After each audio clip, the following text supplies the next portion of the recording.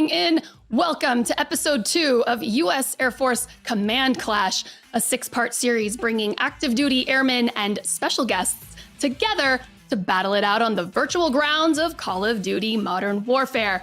My name's Lisa Malambry, aka Lucy May, and last week we set the stage for our Command Clash esports series.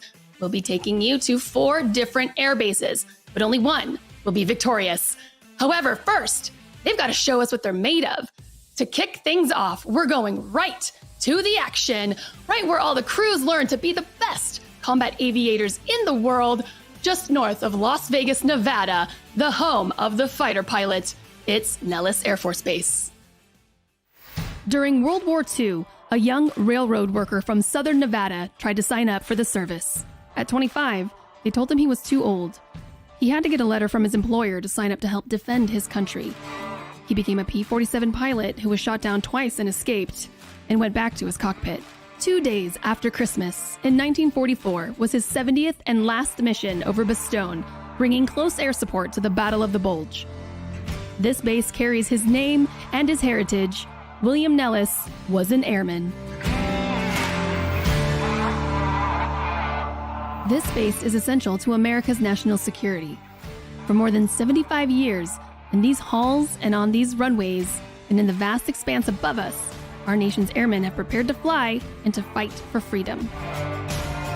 Nearly 60,000 gunners trained here before they took wing in the Second World War.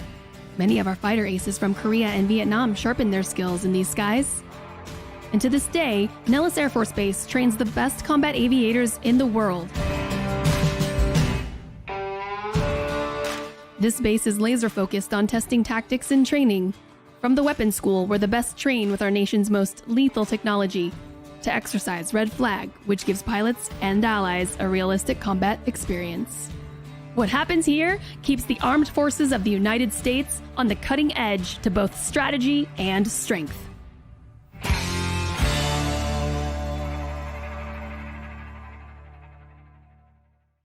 Oof, I may be an Air Force brat, but I'm terrified of heights. Now, today's players have been getting IRL combat ready and surely making today's game Call of Duty child's play. Here's what to expect. Every week, our airmen and special guests will go head-to-head in multiple rounds of free-for-all, gunfight, and Warzone. We start the day with 5 airmen and say goodbye to the lowest performing player of each of our first 2 game modes. The remaining 3 will move on to our finale episode, where all 4 bases have one last chance to prove which base has the best Call of Duty players. Now, let's meet our airmen. We're gonna rapid fire some questions here. First up, we've got Staff Sergeant Craig Burksaw. Hey, what's going on? Oh, this is everybody. Craig, hey, hop on in here. What do you do at Nellis? I'm currently assigned to the 549th Combat Training Squadron, aka Green Flag, and yeah, we basically are a realistic air-to-land integration exercise, and we have other units from the Air Force and sister services as well to do some of these exercises. Oh, wonderful. Okay, we got to get Call of Duty in. Favorite drop in Warzone? Corey, hands down. All right. Well, then moving on. Next, we've got Senior Airman Bryce Borngraber. What do you do at Nellis, man? How's it going? My name's Bryce Borngraber, aka Brycifer. I work 57 Munitions Squadron, build bombs, and do cool stuff like that. Oh, wow. That is super cool. Then Ingod, highest kills in a single game, any mode. So before they patched the spawns on shipment, I got 182 in hardcore domination. Whoa! Well, looks like we've got some competition, everyone. I don't know if they heard that. But okay, next up, Senior Airman Jesus Gomez. What's good, man? What do you do at Nellis? Hey, what's going on? I'm Senior Airman Gomez, and I am an F-35 maintainer over at the F-35 unit. Bolt, not Lightning, but we have sister units, and we are test, and we make sure that all the new software and all the new programs that come into our field are operational, so that way we can send it out and have the rest of the aircraft use it. What does that mean? Bolt, not lightning, or lightning, not bolt? Oh, so Bolt AMU, or they're like military units. So we have our Bolt unit, which is ours, and then our sister unit, which we spawned off of, which is our lightning unit, which are like weapons testing and stuff like that. So different squadrons, so to speak. Ah, man, you guys are really awesome over there at Nellis. Well, for you, favorite Call of Duty title? People are going to hate me for this, but I'm going to have to say Advanced Warfare, because I was really good at it at one point. Oh, at one point, not anymore. All right, man. Well, next up, we've got Staff Sergeant Darius Omar Stevens. What's good, man? What do you do at Nellis? I'm from the 99th Security Forces Squadron, which means I'm pretty much just a cop. We do like normal law enforcement, and we do like the flight line security. Okay. Well, then, with God, what is your favorite gun in Call of Duty? My favorite gun comes from Call of Duty Ghosts. It is the Maverick and the Maverick A2. The Maverick is an assault rifle. It's pretty strong. And then the Maverick A2, it was a sniper rifle, and it had the tracker sight, which outlined all the enemies in orange. And I just really loved that about it. Ooh, all right. Maybe we'll be seeing that in future installments. Thank you. Up next, last but not least, it's Airman First Class Justin Appleberry. Hey, and what do you do at Nellis? So I'm also one of the sister units to our gentleman over there in Bolt. I'm in Viper AMU, aircraft maintenance unit. I work on the F-16 aggressors. We are the cool paint job planes, and we basically simulate the bad guys when other units come here to train. Cool paint job planes, like the Warthog? What does that mean? No, like we literally have like camouflage painted onto our planes. Oh. It's unlike any other plane in the Air Force. And some of them are really awesome, and some of them are really hot because they're completely black, which is makes it worse here in Vegas. Oh, wow. Yeah, I bet. All that sun and desert. All right, for you, we need to know, how many wins do you have in Warzone? In Warzone, I've probably clocked in a couple dozen wins. Oh, a couple dozen. It doesn't sound like you're very confident on how many wins you have there, Justin. All right. I mean, yeah. But I'm not overconfident. Right. That's the main part, yeah. All right, you're keeping it humble. I get it. I like that, and what matters is today, right now. So we're going to see if you can hang in there with everyone. This is all of your airmen from Nellis Air Force Base, everyone. You guys, thank you so much for being here. Good luck. So joining our airmen, we also have some special guests. First up, Columbia recording artist from the label Lost Rings, where she says they're marrying the relationship between gaming and music. A rapper, a gamer, and a cosplayer. Please welcome BunnyMightGameU. Hey, oh my goodness, that hair. I love that color. Oh, thank you, guys. Is this your go-to color? Seriously, it is. I did a lot of cosplay. Everybody was super excited when I did like my brown like my Bulma bunny, but it was like the brown Bulma bunny, and it just stuck. It just stuck. Okay, I like it. All right, well then, a question for you. Of all the games, this can go outside of Call of Duty if you'd like. What is your favorite shooter? Shooter has to be Division 2. Well, between Division 2 and Destiny 2.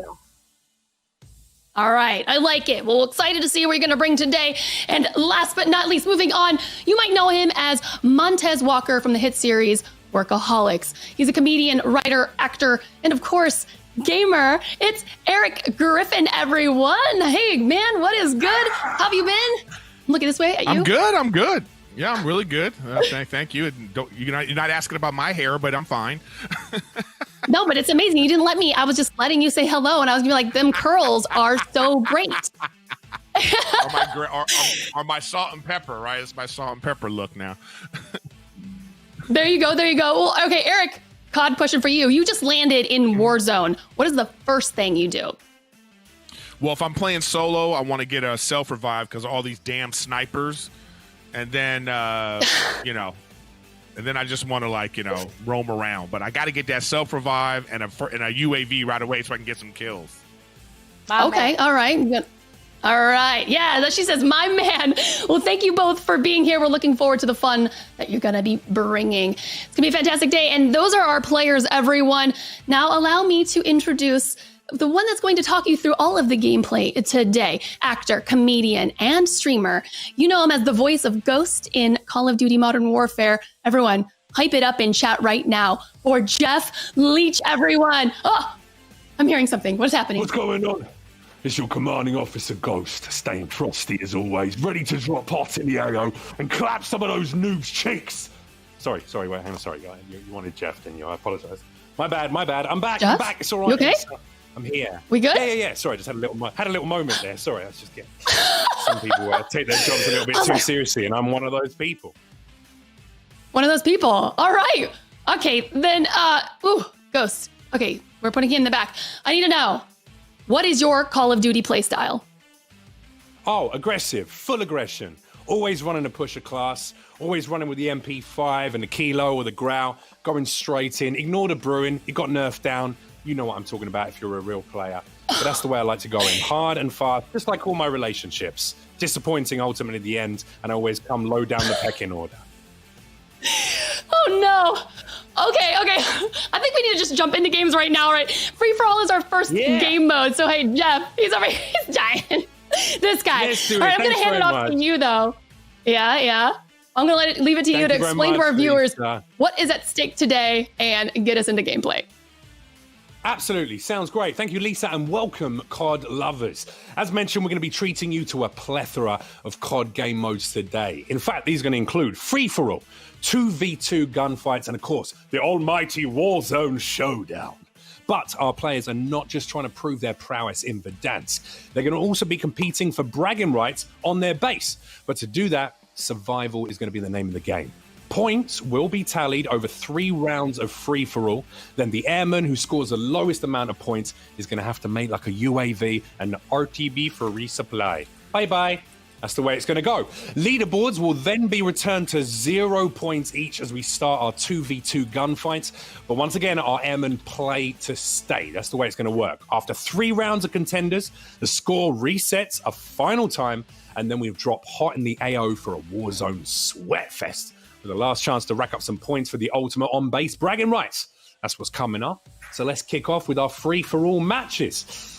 Now, fortunately, ladies and gentlemen, I am not going to be the only voice furiously raging in your ears. And the wonderful BunnyMightGameU is going to be joining me. She's on deck to help me dissect the play-by-plays.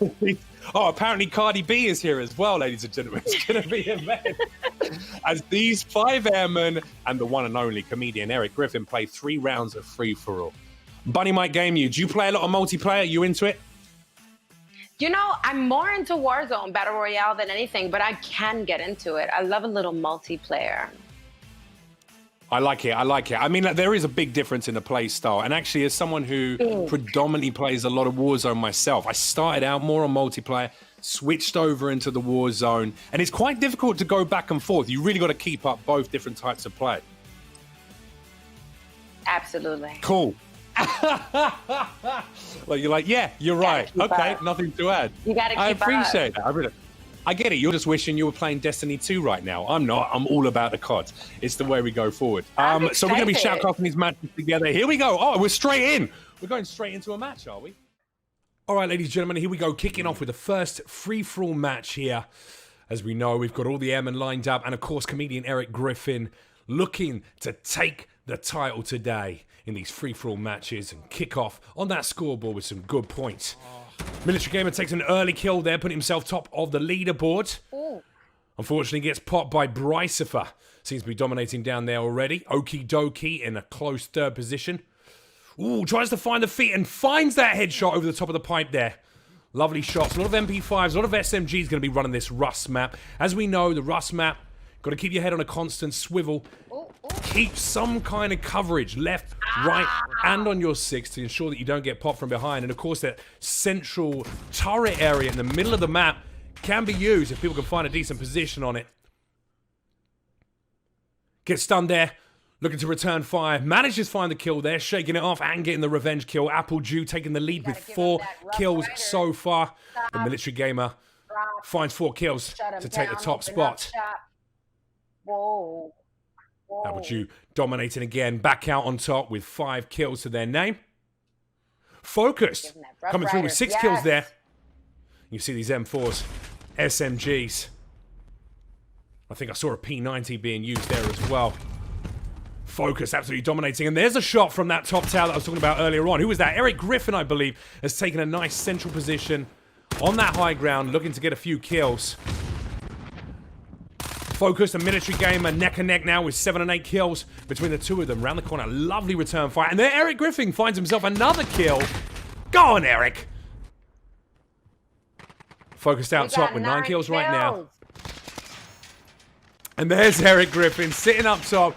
Can he maintain some coverage there? Can he get the return fire? Or will he get popped? And there he is. He's down and out the running from that middle section. 10 kills. Okie dokie, another dominating kill there. Erik Griffin lagging behind on 3 kills. He's taking that central position. Even though that high ground seemed like a good idea, unfortunately couldn't turn that into a high kill score. Oh, the drop shot won't work for you there, son. But Melee to the face. And it's game over for that player. Kills. Focus sitting way out on top now with 12 kills. Running a shotty. Unfortunately, the rate of fire on that gun for the ADS speed will not serve him well. Miniature Gamer takes down their LMG. Bryce, for using the LMG right now is a good tactic to do. I mean, you've got a 100 clip mag. There you go, 1 kill. You can keep that head on a spin. Can he pop another one? There you go, another one. Yikes. Using those FMG bullets to see if he can get the kill through. I can hear it. The metal partition there. A 3rd kill pretty. racked up. It sounds This is the joy of having pretty. such a large clip. You can take out 4, Can you 5, hear it, 6, Jack? 7, 8 players You hear with the just one clip if you're precise those shots. And there's another one. Exactly what I was talking about. It sounds like Focus the still out on top though with 17 kills. Bryce for trying to catch up 12 kills to his name. Military Gamer sitting in 2nd position. But Focus still dominating with 19 kills. Bryceford trying to close that gap with that LMG. Ooh, kneecapped hard. And a nice headshot to follow up. Manages to find the player on top of the pipe there. He can't sneak up on him on the flank. Gets the kill and a 2nd. That's 8 kills racked up. Can he make it to 10? Let's find out. No. Popped by the player inside of that partition, who again will be lit up with that MP5. Gotta keep some kind of cover if you can to your back. If you get flanked, Kills, FO. it's because you haven't got your head on the swivel fast enough, 22 as we kills. saw just there. But Focus absolutely Annihilation. dominating. 22 kills Did you see out how on he flipped top. And poor old Erik Griffin, The 7 Timberland kills, drop. desperately trying to find him, Mark. I bet right now he is terrified by the rate of play that's going on in this free-for-all match. Amazing. And that Right cipher. MP5, my favorite loadout, MP5, Kilo, or potentially the Growl. Still slaps. Maybe not a distance like it used to do before the nerf down, but still a powerful gun with a great ADS speed, great damage, and of course an absolute laser beam when it comes to accuracy. Oh, unfortunately the MP5 accuracy just wasn't there, and Bryceford takes the kill, popping himself into top position to 27 kills, 28 kills now. The LMG absolutely dominating on this map. Rather than operating the precise guns like the MP5s, the Growls, or the Kilos, he's opting for high kills with an immense ammo amount to ensure that he can get kill after kill after kill. Oh, well, there we go. We got to see the defeat at least. Erik Griffin, a very respectable 6th place. How many was that? Oh, out of 6. My bad, my bad. Sorry, Mr. Griffin. Apologies. Nice final kill there from Bryceford. A sweaty and violent first round of free-for-all there, ladies and gentlemen. Congratulations to all the airmen taking part. But let's send them over to Lisa now for a more in-depth chat about the successes and failures of round 1. It's Jesus, my man. You are the first one to be the lowest performing player. I mean, I don't mean to laugh, but come on, what could we have done differently here? Probably call out my audio issue early in the game. I couldn't hear any sound, couldn't hear gunshots, couldn't hear footsteps. Oh. So kind of made it hard to play, kind of weird, but got it fixed now. And hopefully these next couple rounds, I'll be all right. But also, Yeah. probably just don't suck next time. Do better. Well, with that, I mean, what's been your biggest challenge then at the Nellis? My biggest challenge at Nellis, I would probably have to say overcoming the heat. I do work outside, and just gearing up and prepping for a hot 120-degree day and working on some metal aircraft is, that's no easy feat. Wow, that definitely does sound intense. Well, we're looking forward to hopefully you having sound and performing better. Thanks, Jesus. And now I'm going to go over to our top performing, our winner of that round. It is Bryce. How you must be feeling good. The first round, you win it. Tell us how you're feeling. Oh, I'm on top of the world right now. Okay. I want to know, where are you from? I actually was born in Alaska and lived there for 17 years. Got stationed in Germany for a little while for my first base, and now I'm out here at Nellis enduring the heat as well, and it sucks. Oh my gosh, and that's happening for sure. Well, hopefully you're going to get some reprieve soon as fall is coming close. But with that, I want to ask then, I asked him what his challenge was at Nellis. I want to ask, since you're number one here right now, what's been the best part of Nellis for you? Honestly, getting a family put together and traveling and doing cool stuff with them. I got a puppy and a beautiful woman in my life, so yeah. Oh, that's so sweet. Can we get hypes in chat right now? Okay, Bryce, well, congratulations on your first round win. Now, let's check out the leaderboard on where everyone else has placed. Jeff, how's it looking? Well, I mean, it's looking like that guy is simping hard for his girlfriend. That's what it's looking like. And I can't blame him. I've seen her. She's an absolute goddess. Looking at the leaderboard right here, Bryce Borngraber obviously out in the lead with 30 points. Craig Berkser right behind him with 28 points there. Obviously, Darius and Justin are sitting pretty in the center there. Not being tested too much by Jesus, way down at the bottom with 15 points, but he's promised us that with a little bit of audio and maybe some faster fingers, he might be able to bring that back for the next round. And that's the ranking so far, but everything could change over the next two free-for-all maps. Speaking of which, we're going to be heading to the scrapyard next for round number 2. Right, Bunny. We're getting into our second game here. Can I hear you? Straight through with a nice little stat there. That LMG is absolutely destroying. I'll tell you what, Bunny, have you been running with the Bruin over the last couple of weeks in Warzone? Because I know that became one of the strongest guns. We've been doing that hard body. They've been doing strong guns, strong everything. I mean, the most aggressive, intense Warzone you've seen since Season 5 started. Now, this is actually one of the newer maps that they did there. Obviously, if you play Warzone, you'll be very, very familiar with this location. Loads of places to hide in, lots of corners to peek around.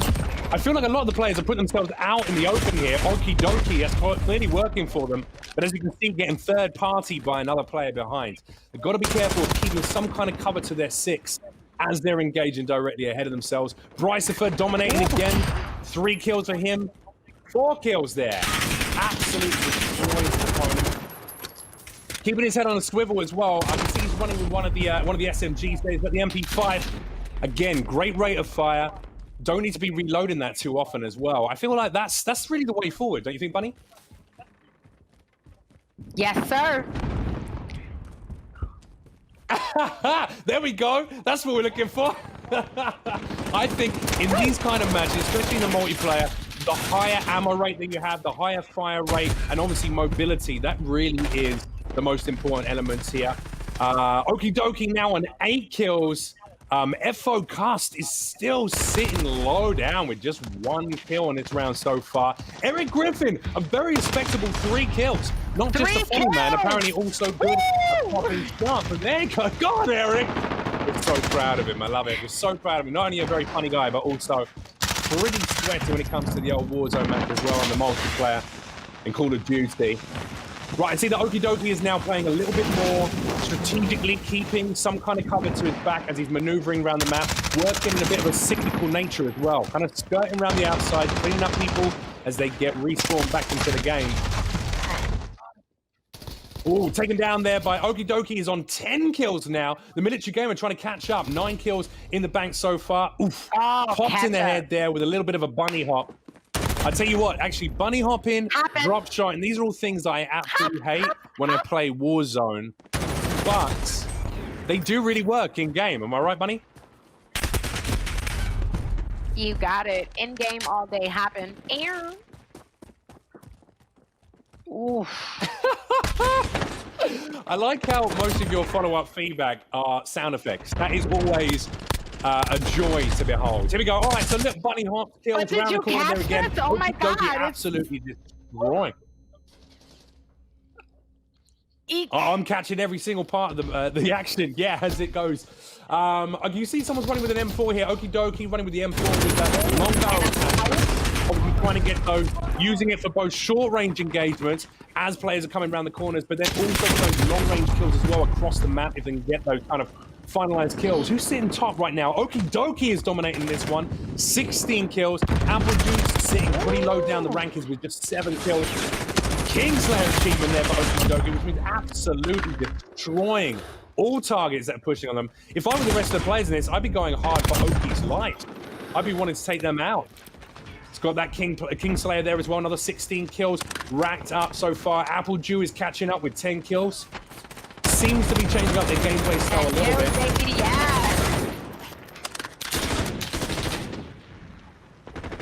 It's really important to see. I see that a lot of players are actually just working around the outside of the map. It seems like so few of them are actually using all of the central parts of the map. I mean, you can actually find yourself quite a nice little spot where you're covered, where you've got coverage on your 6, but you can still get your eyes on a swivel all around the rest of the map. It doesn't feel like many of the players are using that. They're just working their way around the outside of the map, which, again, a strong tactic, but it seems to be one that all of them are employing.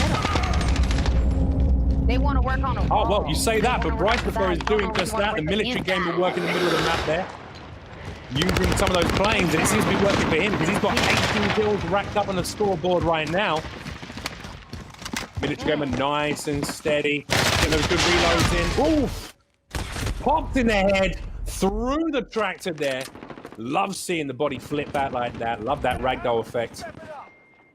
Buddy. I haven't seen anyone hit firing that so far, which is great to see. Everyone's ADSing nice and close. Whoop, there we go. Lovely headshot there from the military gamer. 23 kills racked up. In second place, close behind, is Okie dokie with 21 kills. I think it's going to be between these two. Late game. Lovely kill there, Brycifer. And a double kill. If he can keep that chain going. Boom, a third one. No, denied the third shot there. Military gamer standing way out in front now with 23 kills. Brycifer desperately trying to catch up with just the 19. Wow, look at that no stock. Unbelievable. Just going for absolute rage, absolute torment, absolute speed and violence, and really can for as much mobility as possible with the highest rate of fire possible for these multiplayer matches. Makes sense to me. What about you, Bunny? Are you a high ammo kind of player, or do you rather go in for precision kills when you're playing your Warzone matches? I'm loving the way this sound is just ruffling in the wind. I'm more of like an aggressive kill. I mean, precision is beautiful, but when you can hear it just go, the purr is just what I love. It's so with an intense. epic quick scope there. Let's do it. I want to see a 360 no scope from Okie dokie. If he's doing skills like that with that sniper, I want to see him 360 no scope to finish this game off. He's down in front with 28 kills.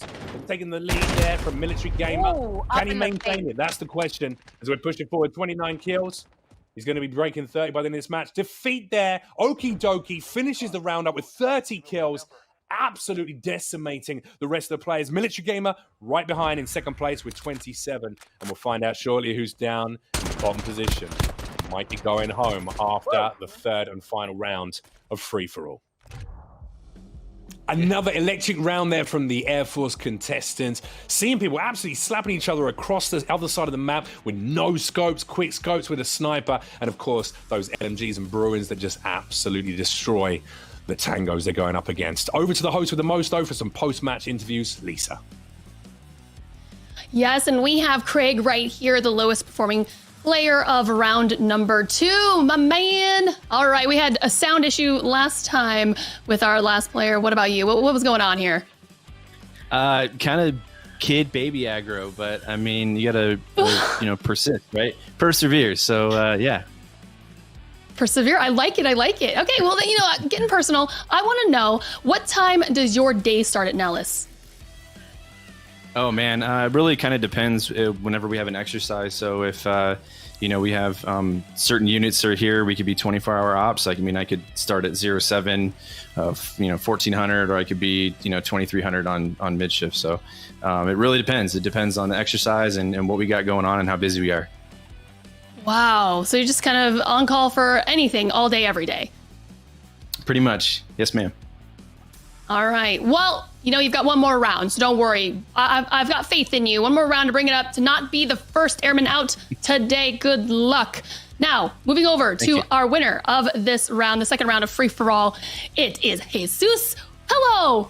Look at this. What a pleasant surprise. How you doing? I don't know. Got your sound fix, I see. I did. I'm a sound guy.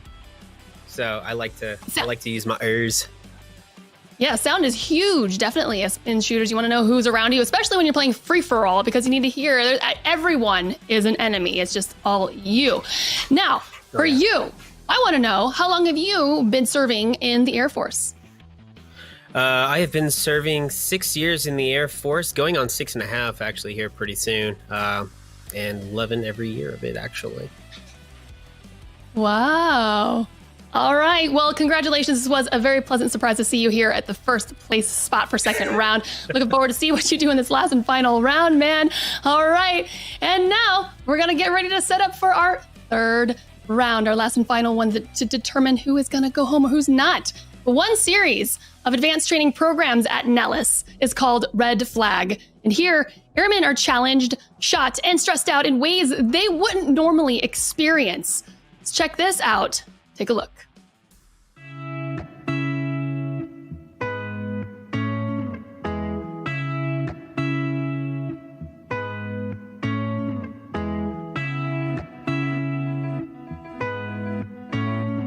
Red Flag kicks everything up because we have all these other aircraft that come in from who knows where. And then we get other TDY people from other bases, and we go up and we fill up all the trucks, make sure all the planes are good to go. We work with accounting here as well, so everything that we bill to, we have to sort out all the billing information to make sure it gets sent up to the right people. Just so many extra planes from all different countries, all different bases. We have to put up the manning for that. So not only are we filling all of our planes, we're filling up all of theirs as well, and it gets a bit heated. There's a lot of stuff that goes on. I think roughly about a month's total for the Red Flag. It probably takes about 12 million gallons of jet fuel. I think the one thing that stands out about this base is probably the people. Just everyone coming together to get the job done. Pilots are pedestrians without POL, because without fuel, they can't go in the air. I think it's a gift and a curse being named the Nellis Support Center, because we actually work with everybody, and we're doing the logistics for all the large force exercises, whether it's foreign partners or an FSS personnel on base. Understanding how they play into the picture, where I rely on them or when they rely on me, that's probably the coolest thing that I'll take away from here. We are solely touching exercises, so the wings that are based out of Nellis, and when they're getting out of here and deploying, I'm not touching any of their operations. Solely receiving TDY units, bedding them down while they're here, and then redeploying them for the exercises that you know of, whether that's red flag, green flag, weapon school.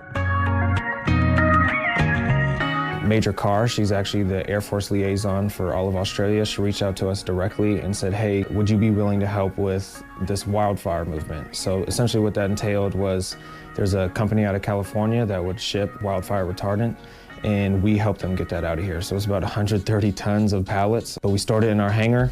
It was a little confusing at first, but we got it out on, I think, 4 C-17s total.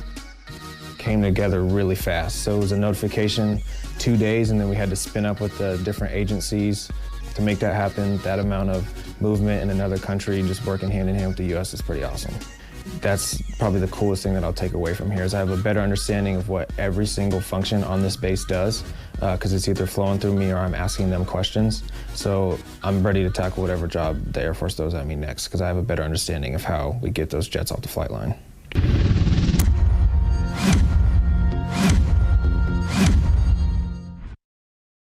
So there we go. There's the leaderboard laid out in front of us. First of all, before I move on from that video, Campbell, What a set of eyebrows. He got them done somewhere, didn't he? Absolutely perfection. As we just found out, Craig Berkser came last in that previous round, dropping him down to 4th place. He says that his kid was just being a little bit upset in the background. I think his kid was trying to cheer him on. Surely you should listen to the info. That's the way to go forward. Hey, Zeus Gomez, you legend from last place. He moves all the way up to 3rd place by championing that 2nd round. And Bryce Borngraber sits pretty with 53 points in 1st place. Unfortunately, Justin Applebury is now in the last with just 35 points. Can he pull it back? Bye, we'll find out in round number 3. So 2 down, 1 to go. It's now or never, Airmen. Who do you want to be? Hey, you're going to be picked up by the captain price for the 141, or you're going to be packaged up and sent home in a loadout crate?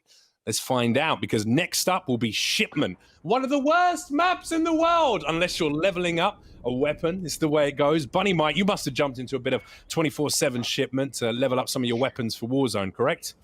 Shipment is intense. I want to see what's going to happen now, baby. Oh, it's going to be a little bit full on, I imagine. It's going to be non-stop kills. It's going to be incredibly difficult to see what's going on across the board, but we'll make it happen. Let's get it. Here we go. Round number 3 kicking off, ladies and gentlemen. Straight, look at that double kill with some crossfire there. This is really just an absolute sweat. I think on Shipment, the best bet is to do those cheeky little drop shots, bunny hopping around corners.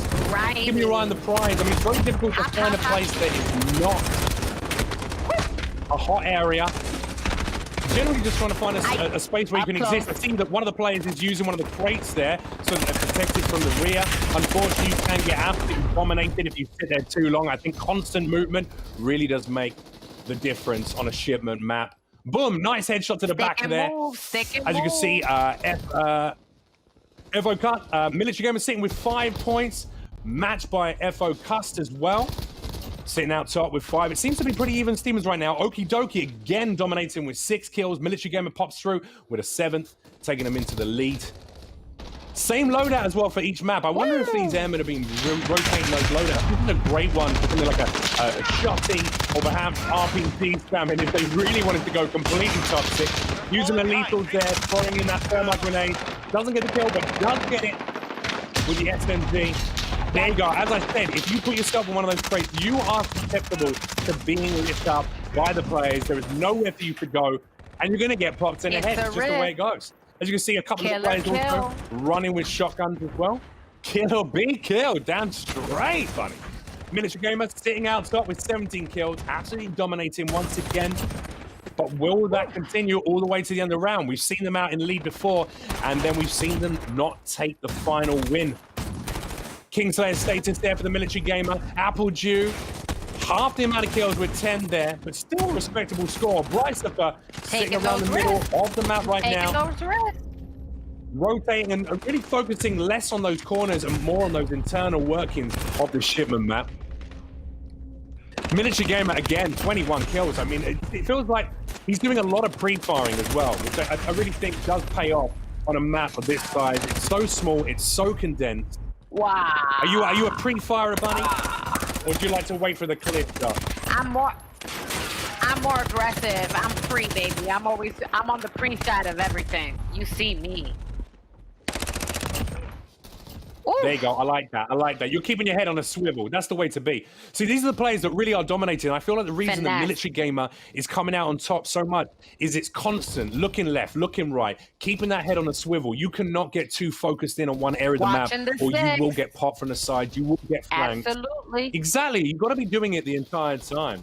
And it really shows the players who are not doing that. They get fixated on one area of the map. They keep their eyes there, thinking that's where they're going to take the kills. And unfortunately, they get lit up from the side. Crossfire, a lot of crossfire kills coming through in this round. Look at that. What a spawn. Straight in. Takes them out from the back. Military Gamer absolutely dominating in that round. Clear head and shoulders above the rest of the pack. And look at that final kill. Can you see Loads this? in directly behind their tango and pops them directly in those butt cheeks. Absolutely delicious. Absolutely savage. Damn straight, Bunny. Right. We say That's round number 3, ladies and gentlemen. We have just welcomed ourselves a winner. We're going to be lamenting with a loser, but it's not to me to do so. Lisa, why don't you deliver the bad and good news? That's right, Jeff. I'm here with Justin Appleberry, our first airman to go home. Justin, it's been a pleasure having you here. I mean, let's talk about your performance. First of all, it's free for all, just maybe not your jam. Yeah, I mean, I've only played Warzone. I bought this game literally to compete in this, so I've only been playing multiplayer for about a week now, so I felt like I did pretty well for only having played it for about a week.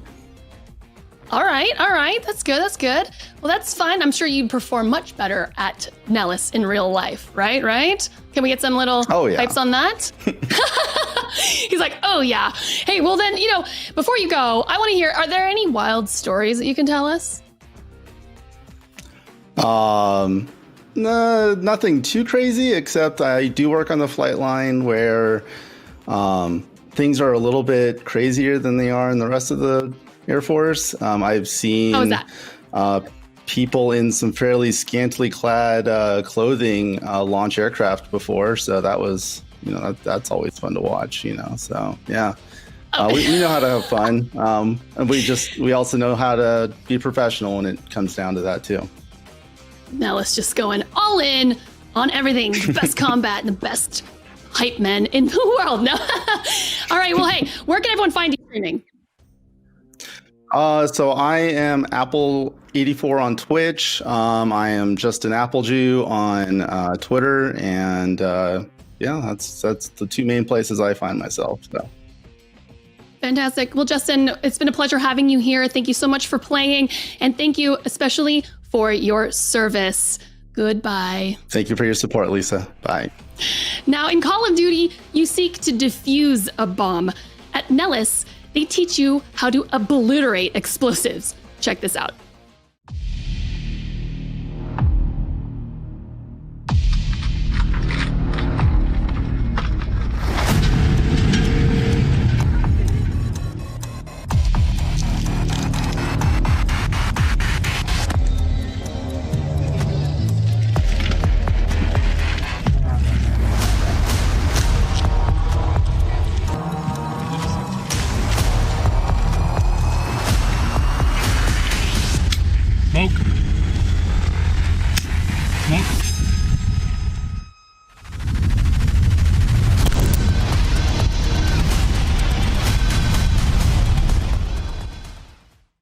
All right, it's time for a new game mode. Everyone just played 3 rounds of free-for-all, and we said goodbye to our first airman.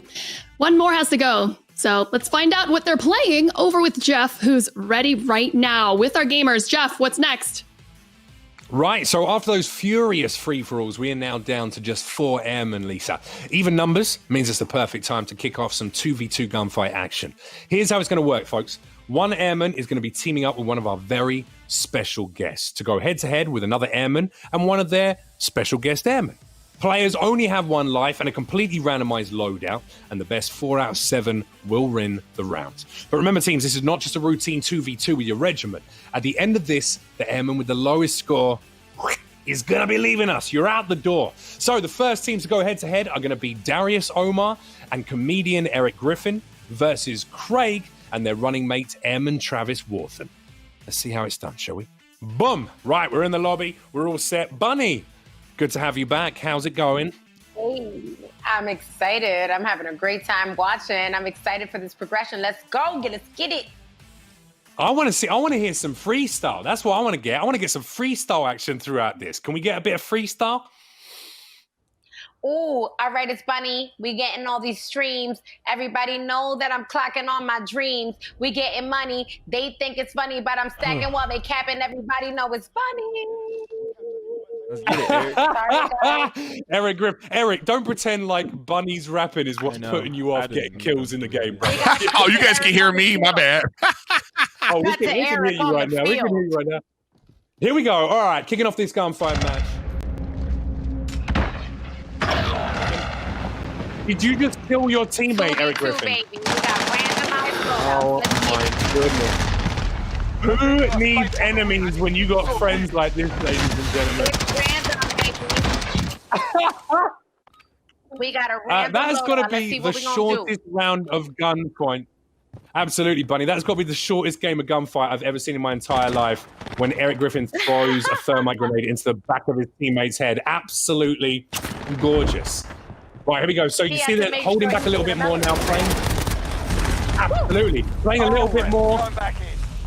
Restricted here, a little bit more carefully. Didn't seem to plan out for them. The aggressive push was the one that pushed it. And was that Erik Griffin who took the kill there? With a cheeky little drop shot, I think it was, ladies and gentlemen. One apiece now, ladies and gents. One apiece. It's all to play for. Right, getting some good points of entry here. You can see him just guarding that right-hand side. Ooh, got away with being popped once in the face there. Fortunately, didn't take him completely down to 0 health. Travis and focused. I don't know why Travis is staring at his teammate's head. That's strange, beautiful, and magical across the board. He's watching it back. There you go. He's watching it 6. Oh, he knew he was going to be coming round. Missed that first shot. And paid the price for it dearly, unfortunately. There we go. All right, so he was watching his 6. Unfortunately, didn't get the shot off in time. The precision wasn't there, and it cost them in the end, that round. On to round number 3 now. Using that MK2 carbine. Once again, hoping to get some precision shots there. Nade goes out. Will it find an enemy? Absolutely not. Throws in a stun. Erik Griffin, though, taking the central part of the map. It's 1v2 right now. Can he get the kills in? Erik's pushing aggressively. Oh! God, taken out by a nade. Erik Griffin takes out Travis. Delicious. Oh, no, that was Travis taking out Erik with a lovely shot there. Coalition wins that second round, 2 apiece. Remember, the best 4 out of 7 will take the win here today, ladies and gentlemen. We got singing in the background. How could you possibly not get the kills when you have the support of the dulcet tones of Bunny there in the background? Right. Running with the snake bites there. Military Gamer popping around the corner. They seem to be moving as a duo right now. Exactly. Keeping that Molly on hand. Wants to go for the kill, although that will cost him dearly if guns come into play. You really got to pop those lethals and get those guns straight back out immediately. Focused. Getting pushed there. Teammate gets taken out. Military Gamer just needs to pop the last play, but he can't do it. He can't see it through. 3-2 now. Allegiance being taken out. One more win for the Coalition. That's 2 in a row now. They seem to be dominating. Seem to be working them out better.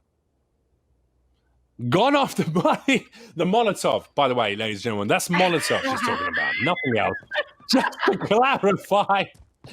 It might feel like you're doing other things in-game, but that is not the case. Here we go. Right, Military Gamer, Erik Griffin, both pushing the right-hand side of the map. Obviously, their opponents do not know that both players are there. Yes, now they're both teamed up. 2 apiece, pops him in the back of the head. Didn't even realize he had a player directly behind him. 4 wins to the Coalition. They're absolutely dominating now.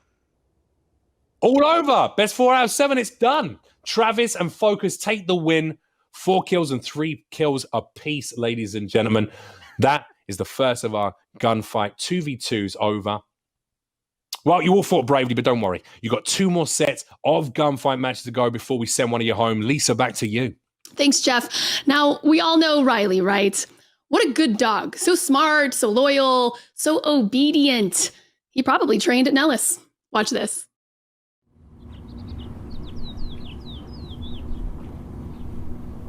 Hi, I'm Staff Sergeant Albert Middleton, 99th Security Forces Squadron, military working dog handler for Canine Alfie. Alfie's day-to-day routine consists of me getting him out of his kennel, taking him to the obedience yard, grooming him, and then conducting center line drills where it's a form of physical conditioning for him just to warm him up before we head out to do day-to-day operations. The different type of training that's required for Canine, and particularly to Alfie, is detection training, aggressive training, and obedience training. Good boy. I familiarize myself with Alfie by taking him on walks, rucks, also taking him to the obedience yard to conduct grooming, and again to conduct center line drills where we build a solid rapport daily. But for the most part, I will be assigned to Alfie until I make rank or until he retires. And the bus right in the building. The reason why we use K9 is for area security, detection, combat and non-combat operations on a daily basis. Something that canines can do that humans can't is track human odor. Canines are able to go out and track them, be able to go to places where suspects hide that sometimes we are unable to find the suspect. Alfie has a great personality. Obviously, he knows when I'm getting ready to pull him. I grab his collar and leash. He does circus for me in his kennel. Put it on, take him outside for a little walk, let him do his grown man thing. And then we start the day. I know they're loving and fun and cute, but the signs are on them for a reason, so please do not pet the dog. Good boy. Nice, buddy. When you see Alfie out and about, he's not essentially looking to cause any harm. He's out there to save lives and protect everyone that's here on the installation. Whether it's here, whether it's on a presidential or vice presidential mission in another state, he's just out there just trying to make everything safe for those in attendance. The reason why we pet the dogs is because we have to continue to build that bond. We have to allow the dog to feel safe with us and for them to trust us at the end of the day, because we are on the road, we're doing multiple tasks, daily operations that consist of 12 to 14 hours daily. So that bond that we build every time that we're out has to be on point.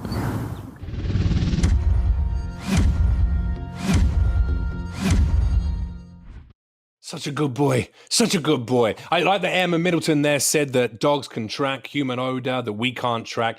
Clearly, he's never been to Burning Man Festival. I can smell some of those guys a mile off. So we're back, and it's time for two new teams to go up against one another in our second of the 2v2 gunfight matches. In this segment, Bryce and Erik Griffin will take on Jesus and Airman Travis Walton. Are we ready for it? Let's do this. Ghost out. All right, we're back with myself and BunnyMightGameU. What did you think of that last round? I mean, Erik Griffin seems to be really holding his own for a stand-up comedian and actor. He's absolutely dominating, right? Super aggressive, Erik. Go you. Except when he's throwing thermites into the back of his teammates' heads. That's got to be rectified, I feel like. I mean, who knows what happened in the locker room earlier? Maybe they had a falling out. Maybe there was a little bit of a disconnect. Have you ever wanted to thermite someone in the back of the head, Bunny? I have, actually, but you know what? I've never wanted to do that on a friendly fire. I'll say this. Nobody does it like our airmen. Listen, this 2v2 is super intense. This is going super intense. I want to see, Erik, can you really go against the rest of everybody? Can you go against Bryce? Can you do this? I'm pretty certain he can do it. I'm pretty certain he can do it. Eric's going to hold his own. He's going to be teamed up with Bryce. Remember Bryce Borngraber, who absolutely dominated in a couple of those first free-for-all matches. And then Jesus, who obviously started off so slow in the first round of the free-for-alls. Second round came back with a vengeance, taking the top spot, and then placed himself nicely in the middle of the leaderboard. And he's been dominating this second round as well. So clearly now he's got his audio fixed. Cozy. He's finding these multiplayer matches infinitely easier to take care of. We're going to be kicking off this second round shortly. They're waiting for a lobby to load into. Tell me a bit about you, Bunny. So you've been playing COD for how long? How long have you been a Warzone aficionado? Well, as far as I've been playing Warzone, I just picked up Warzone now. I don't know what it is about Warzone that gets me so hyped up. I mean, so much more than 2v2, so much more than free-for-all. Warzone for me is super intense. It reminds me a little bit of Fortnite, but on steroids, but a little bit more intense. And for me, yeah, except it's not a game for 11-year-old children. That's the difference, right? It's like not. Rather than being a game for 11-year-olds. Yeah, exactly. It gives you that geek historic nostalgia. It's like a scientifical sense. And that's what I like about it. It's a little more true to any other battle royale that you've got out right now. If you don't mind me saying, though, with that wig on, I do feel like you could probably end up getting your own skin in a game like Fortnite. You know what? I think so too. We got to talk to them. Let's go. Fortnite. What do you want to do? I'm not sure if you're going to be able to join the Task Force 141 though, with that aquamarine hairdo. As beautiful as it looks, you might stand out a little bit for dance when people are trying to be in the Air Force, but this hair would never be allowed. I don't know. It depends how good you are at flying fighter jets, I guess. You could be like the modern day Goose. Right, here we go. Into gunfight 2v2. Right into it. Erik and Bryce running against Jesus and Travis. Who's going to come out on top? Only time will tell. Bunny, you got any predictions? Ooh. And let's go. Okay, no predictions for us. Here we go. All right. Now, with this one, you really need to manage your space, all right? So it's really important to hold the right or the left-hand side. As you can see, one of the players has already progressed past one of the tangos. He won't even know that his enemy is sitting behind him. Erik Griffin, still alive. Travis, still alive. Okie dokie, taken out. Brycifer there. Travis has just popped Erik Griffin. It's 1v1 now. Who's going to come out on top? Travis taking the high ground. A C4 is sent out. Will it find... No, it doesn't find the mark, but he still gets the kill. Absolutely slapped him there with that striker. And that 4.5 ammo absolutely shredding his opponent. One win there. Let's see if they can pull it back in the second round.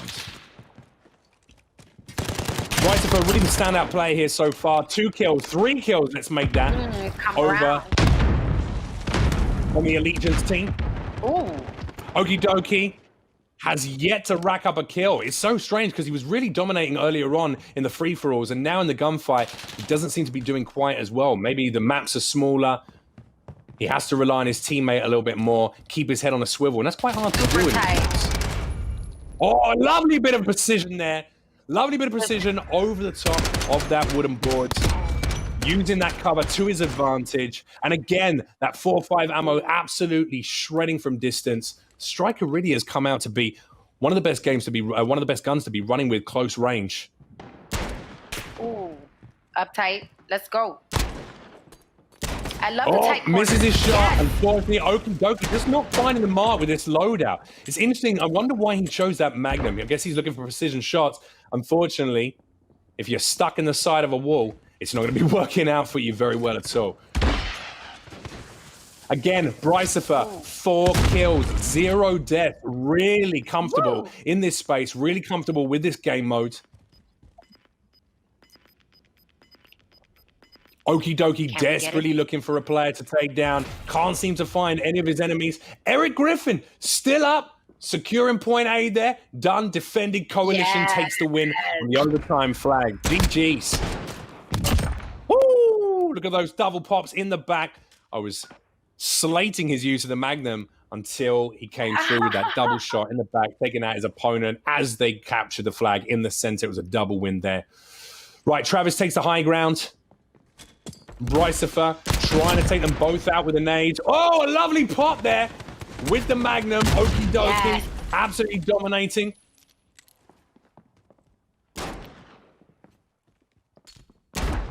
Just Erik alive now. Desperately running from his opponents. You got this, I love how Erik. long he's been surviving, Brycifer. There we go. 3 wins for the Legion. Coalition, just 1. They're really going to have to step up. If they don't take this next win, it's all over for them. All right, this is match point now. Can the Allegiance take the win? Or will the Coalition team finally level the score out a little bit? We should find out. There we go. Ooh, tried to find an early shot there. Took a pop to the face. Okie dokie, killing Brycifer. Molly sent out there. Doesn't seem to find its mark. As you can see there, Brycifer, 6 kills, 2 deaths. Really dominates on these maps. Has continued to do so throughout all of the modes, actually, so far. He's now been pegged. Everyone knows where he is. Okie dokie pushing from one side, being flanked from both positions. And it ends the way we knew it would. Coalition taking the win. Fortunately, exactly. That was the match point. They needed that win. Otherwise, it would have been home time for one of those. Airmen on the side. Right, they need this X1 to stay in the game. It could still all be over for them. Okie dokie pushing aggressively on the left-hand side of the map. Erik Griffin taking the high ground. Brycifer seems to be sitting pretty at the back, hoping he can pick them both off with a good line of sight. Travis taking the high ground now, seeing if he can get the final finish. He doesn't know where his other opponent is. Little does he know it's behind him. Okie dokie, he's already taken out Erik Griffin. Brycifer sitting in that back right-hand corner. Back in spawn. He takes the kill. It's 1v1 now. Oh, and Bryce takes the win for the Allegiance, making it 4-2. Game over. Gotta watch your six. The coalition team. You gotta watch his six, man, especially when it goes down there. All right, we're back. Two teams went head to head. These gunslingers are dueled at dawn, and whilst not everyone has emerged victorious, they do have one last round of matches in which to prove their mettle, ladies and gentlemen. But first, let's check back in with your host with the most, Lisa Malambri. Thanks, Jeff. Dude, Bryce is crushing it. All right. Well, for you at home, everyone at the front lines of any battle are the most at risk. So see how the Air Force is supporting those on the front lines of today's pandemic. Hi, I'm Lieutenant Colonel Jan Stahl. Today I'm leading a force-ship of all-blue U.S. Air Force F-16s in honor of our healthcare workers, both locally here and nationwide. So from us here at Team Nellis, as well as from the entirety of the U.S. Air Force, thank you very much for what you do. A special shout out and thanks to all the healthcare workers out there that are staying on the front lines and protecting us all. Thank you.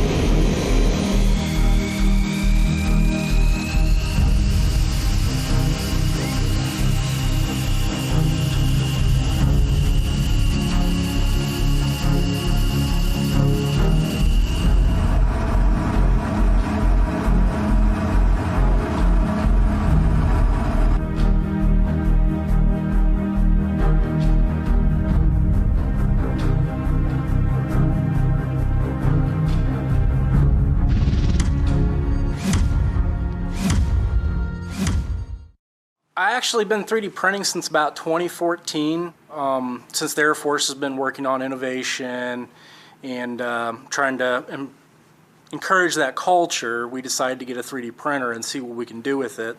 Well, actually last week, got an email come down from my chain of command and they asked me what I could do, so I went online, looked around, found out that other people are producing face shields as far as that goes. So I found a model, went to the National Institute of Health's website, got what they were doing, and started producing them. It's an actual three-dimensional model, and then you put it into a program, feeds the printer, and the printer goes through and actually makes the part, which there's actually making one part of the face shield, which is just the headband piece that goes on the head and actually holds the transparency. That's really all there is to it. And then basically we give the headband to the hospital and they assemble it themselves, which takes about 2 minutes to put together. I get asked questions, hey, can you do this and do that all the time, so I'm always glad to help, no matter what the situation is.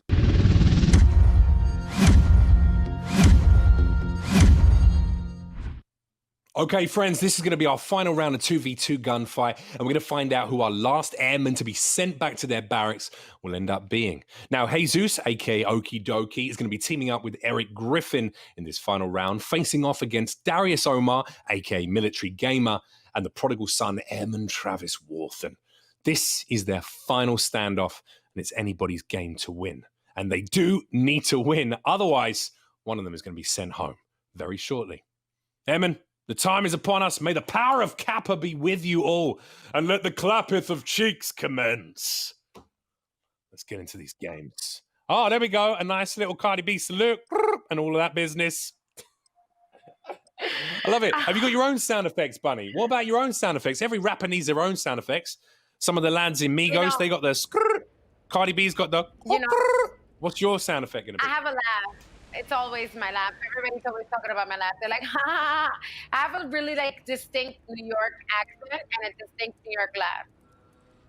Oh, okay. Well, we're going to be going into this game shortly. Whereabouts in New York City are you from? Brooklyn, baby. Brooklyn, baby. I'm a New York baby. I'm a New York baby. All right, here we go. Ooh, so, Erik and Okie Dokie going against Military Gamer and Travis. See, now, Erik is actually holding back a little bit this time. I can see he's... Oh, well, I mean, he has got Erik on his team. And out of the two players, I do feel like Erik is slightly less experienced when it comes to these multiplayer maps. But he's holding his own. I feel like that's why he was holding back. Unfortunately, it wasn't back enough. Travis has already taken him out of the game. Nice little bunny hop around the corner from Travis there. Gets a shot in, but doesn't get the finish. Oh! And Allegiance takes the win there. Lovely pistola shot. Look at that rapid switch of weapons. Pops him directly in the chest. Good night, senorita. See you later. Adios. Right, going to be seeing the action from Erik's side right now, and Okie Dokie going head-to-head against their players. Oh, Okie Dokie picked off as he was going up the stairs. It relies on Erik right now. Has he got the stones? Has he got the goods to take out 2 players and hold his own for his Airmen comrade? We'll find out shortly. Here we go. Erik is still in the back corner, and he is flanked. Yeah. Taken out by the coalition, setting the prize score at 1-1. The military gamer popped him with a lovely little flank from the upper echelons of that map. Here we go. Erik and Okie Dokie sit in the back corner. They're going to be spreading. No, they're working together now. They're deciding to watch each other 6. Travis has split from military gamer on either sides of the map. Oh, and that hasn't worked out great for them. No, yes, it has. I'm a liar. Okie Dokie takes out Travis. What? Allegiance comes in with a second win of this round. 2 more, and they'll be sending their opponents home today. Ay, caramba. Here we go. Round number 4, ladies and gentlemen. As you can see from the scores up top there, KD ratio, Okie Dokie, 3 kills, but equally 2 deaths. Military gamer, exactly the same. You can see who the more experienced players are out of this team of 4. But the other boys are actually holding their own. Erik Griffin's got a kill, as has Travis. It's pretty much neck and neck at this point in terms of gameplay and in terms of kill and deaths. Nate goes out, seeing if he can take out Travis in that corner. Will he get the finish? He doesn't with the lethal, but he does with the gun. The Allegiant takes their 3rd win of the match. Just 1 more, and they will be sending Travis home today, along with Okie Dokie. Adios. My apologies, along with military gamer. Right, here we go. Okie Dokie and Erik Griffin. We're going to get a bit of Erik cam. Here we go. Sits there with that shotty right at the back. He's got a shotty and a pistola. Okie Dokie. Can he get the flank finish? Sends in a Molotov there. Military gamer takes out Okie Dokie with the pistol. Nade goes out to absolutely no one. And Erik Griffin is popped from the side with a lovely shotty kill by the coalition, evening the score out just a tad. That's what they're looking for. Let's see if we can get it right down to the wire here. If they can get 1 more win on this next round, that means it's everyone's game to play for. They can do it. We'll find out shortly, won't we? We'll find out shortly. Having a little bit of lag here with the imagery. Molly goes out and finds no one. Military gamer taking that high ground. Travis sitting pretty at the back, holding out. But no, he's been taken out. The heavy push is denied by Travis. Pops Okie Dokie in the face and says, good night, see you later, and get out of my lobby. He said, peace out. Travis Shawty. and military gamer, Let's go. they've got 4 kills each here. Erik is the only one lagging behind with 2 kills right now. Come on, Erik. He is holding tight. A valiant effort. Unfortunately, not enough for the Allegiance to take the win. And that makes it 3 for 3. We're right down to the wire now, ladies and gentlemen. Whoever wins this next one will be taking home the prize. We'll be going into the Warzone matches, and we'll be sending the other opponent home today. Who's it going to be? Everything to play for. Ooh, looking for that snipe shot on Erik Griffin, but he pulls back, getting some cover between him and his opponent. Nade goes out. Will it find an opponent? Absolutely not. Unfortunately, he's been denied the kill there. Military gamer in that back corner. Everyone's playing very conservatively now. Understandably, all 4 players up. Sees that snipe scope just too late. Unfortunately, the military gamer pops Erik Griffin with the carbine. It's all over for him. Oh, bye, Erik.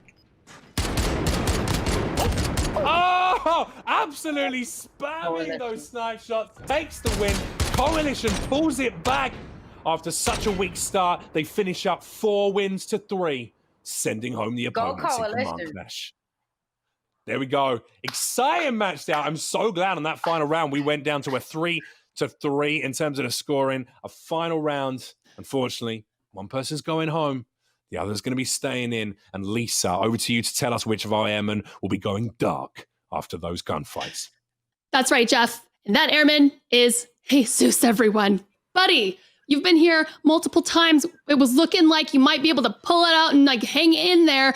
But alas, you are here right now and you are going home. And I'm really sad. What happened? Honestly, I was just too hard on the pushes. Bad angles on my end. And I should have held tight when I dipped out. So, it is what it is. It's all in good fun, but cheers to the winner. Absolutely. Yes, I like that attitude. Jesus, that's what I'm talking about right there. Okay, well then, of course, we've got to get a little more personal now, bringing it to you. I want to know when you first arrived. I think I already asked you this, actually. Anything stood out to you at Nellis when you first got there? Anything stand out to me? I would have to say the massive amount of operation that goes on here at Nellis. There's just so much that goes into the mission that Nellis does, and to see it all play out during red flags is just phenomenal. And being a part of the action too makes it even better. So what in particular that plays out just really blows your mind? I'm sorry? What part of that action really just blows your mind? Honestly, seeing the jets launch out one by one in, massive amounts of fleets, just knowing that you worked on the aircraft and that plane is going to go up in the air and come back with a pilot in the cockpit. Awesome. All right. Well, Jesus, it was fantastic having you here. Where can everyone find you streaming? So you can catch me on Twitch, twitch.tv/DokiBoy. I'm also on Twitter, and you can catch me in a Discord. But yeah, feel free to come hang out. I stream pretty much every weekend. Awesome. You're amazing, man. Thank you so much again for being here. And of course, thank you for your service. Goodbye. Thank you for your appreciation. All right, Warzone is up next. And while we set that up, take a look at a few more ways Nellis benefits airmen from other air bases. So we're here at a Nellis Air Force Base. We're the 855th Maintenance Squadron attached to the 66th Combat Search and Rescue Squadron. So we're down here participating in Red Flag Rescue. It's a really great opportunity for us to be out here because we're getting to network with our other Combat Search and Rescue Squadrons. We're building those foundations of friendship that are gonna really help us out downrange. So this prepares my airmen in a lot of ways for what deployments are gonna be like. It's great for them to work here and meet these folks from the other squadrons and units, build friendships, so that when you're downrange, you're not walking into an unfamiliar hangar and asking for parts or for help. You're going to an old buddy and asking. Without us, these aircraft would be lawn ornaments inside of two sorties. They won't fly. It takes constant work to keep them running properly now. When a problem crops up that they've never seen, they're able to reach out to some of their peers who may have seen these problems before because they've deployed more often. This helps prepare them for the sort of environment that they'll be working with when they do deploy.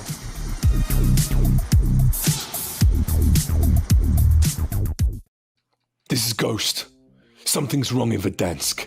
Send me airmen I can trust.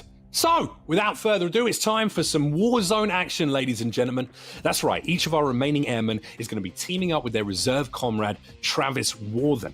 And one at a time, they're going to try and racking up as many points as possible to be crowned the Call of Duty champ on Nellis base. Points going to be calculated from the whole team's score. Who's a veritable laser beam with LMG? I don't know. And whose shoulders are going to ache from carrying their team to victory? Only time will tell, my friends.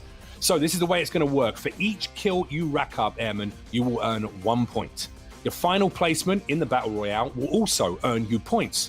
Finally, if you happen to end up with exactly the same score as one of your fellow airmen that you're going to head with, the team that does the most damage will decide the tiebreaker. Now, sometimes, as we know, bad things happen in Warzone, like crafty campers or rascal RPG spammers or mighty MLG pros lurking on land. And these are the pitfalls of the push. However, if you do have a terrible luck on your first drop, like forgetting to pull your chute, Stone Mountain 64, you're going to have a chance to restart your match. You have 5 minutes to decide if you want to do so. But if you do decide to restart the match, all of your accrued points thus far will be reset back to 0. You will only get to keep the points from the match that you play out in its entirety. Hope everyone understands what's going on. Once the 5-minute timer runs out, you are committed to completing that match. Remember that, airmen. So let's get our first team ready for the drop. Our first duo partnership dropping in the AO is going to be Craig Berkser and his airman assistant, Travis Warthen. And to keep an eye on all the action down in Verdant, I'm going to be joined by the Salt and Pepper Sergeant himself, the gorgeous and very hilarious Erik Griffin. Hello, mate. Reporting for duty, sir. There you go. I'm hoping I'm going to get that little salt and pepper because I got a little touch going on in the bottom right of my bottom left of my beard, sorry, and a little fit in the front. But I can't wait to have a proper zaddy beard like that. Ugh. I know. It's a new look and I for noticed, you? yeah, that hairline is creeping. I see it right now. So. Well, relax. I've just got a 5 head, brother. That's because my IQ, my gamer IQ is 300, Erik. I know you got 15 kills in your shipment round, but I would have taken 20 in every single match, mate. I mean, surprisingly, right? I didn't think I was even going to get a kill as good as those guys are. Those guys are so good at this game. So the fact that I even I was on the leaderboard, I was like, all right, this is good. You deserve some respect and some GGs from the chat because that second game, you really did dominate. You came out strong, and I was impressed, man. And even holding your own in the later matches in the gunfights as well. You know, you were using cover. You really were trying to get those precision shots in. Nice use of lethals as well. Tough. I was very proud of you, man. Oh, well, thank you. What's been going on I since need that. COVID, though? You obviously not doing you know- stand-up, but you have been streaming full-time, correct? Yes, I am streaming a lot right now, and you can catch me at Erik Griffin Gaming. Boom, right there, Erik Griffin Gaming on Twitch and look on at that YouTube. logo. Right, that's what I've been doing, and it's been fun. I didn't think I was going to enjoy it as much as I am, so I've been doing that a lot. So I've been getting into a lot of things like this, like getting into Command Clash. I've been on some other things, but it's been fun. I play every single day. I play with fans too a lot. So check me out on Twitch, Erik Griffin Gaming. I'm on there every single day. There we go. Twitch.tv/Erik Griffin Gaming. Make sure you give him a follow. And if you want to check me out, Facebook.gg/Jeff Leach Comedian. That's the way we do it. Man, we're going to have to team up in the Warzone as well. I want to run some games with you. Maybe sure. Chad Michael Collins, who voices Alex. Right, we are into our first game. Kicking off, remember, this is Craig Berkser and Travis Worthen. Now, do you have a favorite drop location, Erik, where you normally like to drop on the map? You know what? I like to drop downtown at one of these tall buildings. So when I go downtown, I like to roam the top of the buildings, get contracts, and then like parachute down on the people that I'm looking for. But downtown, a lot of people don't really like downtown. Yeah, I like to rain death from above. But you know what I hate? I hate those. Go ahead. I was gonna say, is there a favorite type of operation as well? You say you like to drop on top of buildings. I mean, that makes me. I'm at the risk of calling you a camper, which I am not doing. I'm assuming you're probably going for bounties if you're going to be landing on the top of roofs. Bounties, recons. Yes. Rather than the scavs. That involves a lot of running around. I'm a fan of contracts. I'm a fan of getting the kill contracts, and getting the UAVs early before the first loadout to get as many kills as I can, and then establishing position based off the map. I like to stay away from those ravines, so I like to if I feel like the map's going in that direction, then I'm gonna start going that way. As before the loadout comes, because I play so much, I kind of get a feel of where the loadout's going to drop, depending on where you hang out in the map a lot. So Absolutely. Absolutely. We can see our team here. They've gone straight into the building over there near the construction site on the more western side of the map. Grabbing armor plates to see if they can get themselves armored up. I like how people pick up plates and don't even equip them as well. That's a noob error, an absolute. Yeah, that is a newbie move. And it looks like Travis is just chilling. Travis is just having a moment. He's just chilling in the corner, thinking about himself, trying to find a place of zen before he murders everyone. There we go. It's all right. He's back. He's just changing his audio settings, maybe. All right. So they just seem to be doing a lot of camping right now on the top of this building. So they're outside, they're outside of the circle too. This is interesting that they dropped here. I guess they want to move into the circle together. I wonder if that's a strategy that they're doing. Absolutely. Well, I mean, look, like you say, the most important thing when you're dropping in Warzone is to pick up a couple of early contracts, make enough money. Once you've racked up those $10,000, go and buy yourself a loadout so you can actually get the guns you're used to playing with that you know are going to dominate against your opponents. Well, it's interesting you say that. So, in duos and trios and quads, yeah, it's easier to get that loadout. But I find myself not being able to do that as much when you're going in solos. There's not that much money. Even though Superstore I don't know if it's a glitch, but sometimes, the other day I was playing and I dropped into Superstore and I picked up almost 50,000 like right up front Actually, at that's the beginning of the game. Yeah, that's been a bug. That's been a little bug it's been a little bug that actually they had some of the loadouts were a little bit bugged out, so people were receiving like 12,500 bags of cash, just random drops or coming out of crates, which is obviously a little bit. Yeah, a little bit kind of defeats the purpose of doing the various contracts. These guys are not moving very fast. Like I got to say, when I run, I would already have cleared through about 4 buildings by this point, and at this moment they're being very careful, very much. Yeah, but I wonder if they hear someone, if they hear something. I wonder why they're being this cautious, because they're not going to rack up any points. I mean, do they understand that this is like a points thing? So like at this point right now, they should at least have 2 or 3 kills each at this point. Absolutely. You know what? If they really wanted to go ham, there is a most wanted contract sitting right there. I would have picked that up because that will bring the players to you, and then you just mop them up as they come in. Are you a most wanted? Do you like to do that when you in quads and trios? Do you get the most wanted? Oh, I like to run ghost wanted, mate. Yeah. Bring them to me. I want as many kills as possible. Yeah. So I'll grab that. We in fact, lately, me and my viewers have been doing non-stop most wanted runs. So taking dubs with a constant most wanted, mission on us and on our squad, which is that. sweaty. I like that. High kill games, man. High kill games. People come to you. Oh, absolutely. I see what you're saying. So you're just prepared for people to come. But one thing I like about the most wanted, and I wish that the other, like the kill contract was like this. You actually know exactly where the person is on the most wanted. Like literally what floor they are on a building. You know exactly where they are. But it's not like that. Absolutely. If you ping them, it's precision. Yeah. It's precision. I think that the other one should be more precision. I don't know. What do you think about that? Oh, what, in terms of the bounty contracts? No, I feel like the bounty contracts, the whole point of that is to give you a rough idea.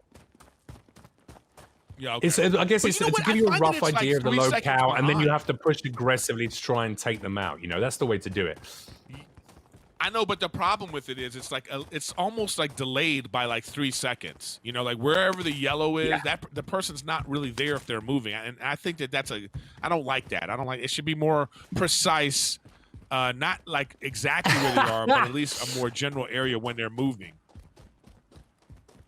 So what you're telling me is you want the game to be easier. What do you think about the opening? You want it to be easier. Oh my God. It's hard enough as it is. I love the honesty. I love it. Yeah. I love the new train station. I love the train station and it has so much loot and it's just vast. I love it. I love the season 5 changes to Warzone. This is great. Well, I feel like there's been a little back and forth because obviously with season 5, what has come with that, with so many different changes, so many different changes to the map and to the various loadouts, to the skins, to the guns, and the new operators that have been put in. Because so much has happened over the course of season 5, especially with the big reveals for Call of Duty, Cold War as well, which is going to be going out. It feels like there's been a number of different bugs with that. Obviously, you know, you mentioned the loadout, the money, the things that have been happening there. But for me, what changed about train station, which was so integral, is rather than just having campers sit up on top of train station for the whole game with a series of sniper loadouts, that's what they do for the entire game. Now people can really come up on them very quickly using those grappling lines, or alternatively they can push them from the stairs from beneath. And that's really changed the gameplay from being very much a 2-dimensional upper and lower segment to an all over throughout the building kind of engagement possibility. No, I totally agree with you. The same thing with downtown. You know, even downtown, like there's this one building I like to go in downtown that, like, if you could hold that whole building in the stairwell because there's just 2 ways up, the elevator and the stairs. But now you're talking about the stairs, the elevator, and the grappling hook. So now it's like changed. You know, it's changed the map all the way around. You know, people aren't just sitting in one place anymore. It's easier to go after people, for sure. Why don't you tell me? Oh, here we go. So they got a vehicle approaching the ground. Are they going to get this guy down? Look at that. Easy down. Easy down. I don't know why the second player didn't go in and try and run him over. He just let himself get completely lit up. Racked up 1 kill there for Travis. Oh, I want to focus on the final finish as well on the secondary player. I don't have the good link. I don't have the good link to see the more... Oh, no worries. The media looks link. We're seeing one of the production teams can send that over to you right now. Travis is taking shots there on the roof of the gas station. His teammates pushing around from the left-hand side, seeing if he can get some kind of line of sight on him. Yes, I think he just got the kill there. I think I just heard the kill sound effect. No, I did not. I heard them popping a lethal. They're seeing if they can clean up the second member of this team, I guess. Squadding up, keeping strength in numbers. Yeah, no, they did get the second finish. There we go. Lovely. Second finish taken care of. But a third party is pushing them. How many kills? I see one From the kill. green building there behind them. Oh yeah, that's the cleanup crew. Yeah, that's the favorite thing to do. That's you got to come. Yeah, I think Travis has taken one, and I believe once that you hear shots, you got to go get them. Focus has that second cleanup on the Ghost. Absolutely, especially if they're trying to get the points of the kills, they should be a little bit more aggressive in this. I'm not sure why Travis and Focus seem to be running away. I guess it's to pick up their loadout. Makes sense, unless it's being camped. 2 loadouts there. This is normally when campers from an upper building seem to light you up. So I'm glad that he's hitting the deck to pick up his loadout. Have you noticed? Have you noticed how people aren't getting their loadout as much anymore because of that? Like I see loadouts all the time, just on the ground throughout the whole game. Like people are not getting them. It's because this camping thing is serious now. I mean, it's tactical. It makes sense that people will just sit up on a rooftop, like I say, pointing their absolute laser beam of a gun directly mounted on the side of a building, pointing at a loadout, and it's no fun for anyone to do that. And you can see Travis getting lit up from behind now, back towards the hospital. Focus, taking a serious amount of damage, playing up inside the tunnel here. Yes, I love the train too. I think the train's too slow, but I do like the train. Oh, the Ghost train has been absolutely amazing. That's one of my favorite new additions, actually. The train has been so much fun. I actually have a great win where I jumped on the train and rode right past the person, jumped off, and killed them for a solo victory. I love it. Absolute sweat fest. It's always good to get those early engagements as well. If you drop straight for the plane from the straight for the train from the plane, it means that you're always guaranteed an early engagement. And I don't know about you, Erik, but when I get into the Warzone, I want to get into a battle as quickly as possible, just to get those reflexes fired up, just to get my mind in place. Yes, I totally agree with you, and I like jumping on the train too, because you can get the ammo. But here's another little trick: if you're in the line, if you drop someplace that's real close to the plane's route, if you drop your munitions box in the pregame, you can actually load your gun in the main game. Oh, in the pregame lobby. That's true. Anything you drop, any items you drop in the pregame lobby, you can actually drop back on them and pick them up. Well, they stopped. You can't drop the guns anymore. They used to let you do that, but it was like really hard. But you could do it at 1 second. But the munitions box still works, so you can drop the munitions box, pick up a gun real quick, and then you can have it fully loaded. But they patched that nice and early, right on the line of the plane's flight. Now, what I'm looking at right now is a team with over $10,000 in their inventory, and they've obviously picked up one loadout, but I believe only one of them is running Ghost right now. The second one had an overkill loadout, obviously picked up an MP5 and this M4 that he's running right here, the XRK. What's your favorite loadout when you're in the war zone? Do you have a preferred set of guns that you like to work with? You know what? Right now, I'm rocking an MP5 with the MK. What do you call it? Marksman's rifle right now. That's my favorite loadout. The carbine, the Mark II. But I've won with, I've won the Mark II. But I'm trying to win with that one. I want to win with as many guns as I can. So I've won a few matches with the Kilo. I love a good Kilo loadout. Kilo with an RPG, and I've won with the MP4. Kilo is an absolute laser beam. Yeah, it's the best right now. It's really just a solid gun. The Ram too. I think the Ram is a solid gun also with the VOK sight on it. That's a great gun. But the M4, like all those guns are great. I've won with the FAL, even though they've nerfed it a little bit, but they did buff shots. Yeah, well, there was that period of time when we had that underbarrel attachment, shotgun attachment, which was absolutely destroying people from about 30 feet. Literally down someone with one shot. Oh, that was from ridiculous. About 20 or 30 feet away. Well, that's because the sweaty, Yeah, but they patched that in. Sweaty players, the sweaty players find a way to. They exploit any little weakness in the game, and instantly they find it. They exploit it, and then Call of Duty has to make changes right away. But sometimes I'm not with the changes that they make. Because then they make a gun useless, you know?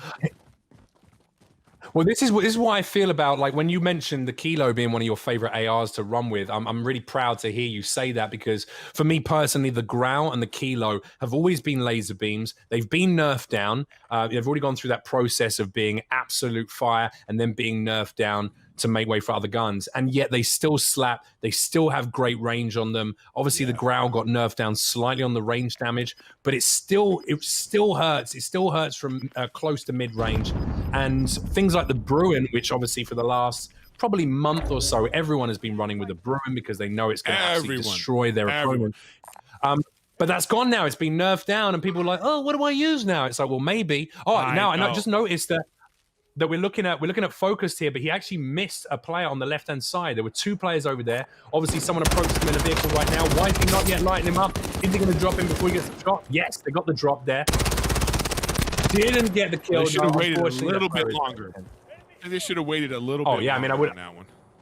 Also, no idea why they don't have C4s in their loadout as well. Who runs with a frag grenade? That's ridiculous. Yeah, that's the worst grenade in the game. Airmen. What are you going to do? They're airmen, mate. They're not used to running on the land. They're used to flying fighter jets. Yeah, I bet their VTOLs and their UAVs are on point. Yeah, they don't know how to fight on their feet. Let's see. Right, we got a helo up on the hillside. Oh, now, is there a team up there waiting for them? This is what we're going to find out. No, that helo is shooting those main event, whatever that gun is. That stupid explosive round sniper. Yes. With the terrible aim down sight. I tell you what, for a team who are meant to get as many kills as possible to earn points, I feel like they're playing the longer game. They're really trying to get a really high placement here. I mean, there's 23 teams still in the game out of the starting lineup, so they're really pushing for as many points for the final finish rather than just getting high kill games and trying to rack up points that way. Do you think that's a good tactic, or do you think they're doing it wrong? No, I think they're doing it wrong. I do. I think they're doing it wrong because even if they get a high placement, I mean, because I don't know what the score is going to be, but, 5 or 6 kills each is probably going to still be better than a team with 2 kills and a win. Like, let's say finishing 10th with, a good kill count would probably be better for a contest like this. And I know a lot of the tournaments are all about, they don't even care about placement in a lot of the tournaments. Absolutely, yeah. It's all about racking up as many points as possible, especially if it comes down to the wire with an equal placement or an equal score. They're really going to have to rely on that damage. And so far, this team really hasn't done that much damage at all. Yeah, because if you think about it, like if another team that they're going up against finishes, say, 4th, but they both have like 6 or 7 kills, I think that's going to beat this score. Absolutely. Right, Travis is just sitting inside of that pink building there, holding his position, providing overwatch for Focused, who seems to be a little bit more aggressive in his playstyle. Again, they haven't spent any of their money. They've got a buy station right near them. I hope they're making their way over to that vendor right now to at least pick up a UAV, get some eyes on some players in the AO, and start getting some kills. He needs plates. You like that new change? You know why they need plates, because they haven't done when you pick up a satchel, you get automatic 8. Do you like that?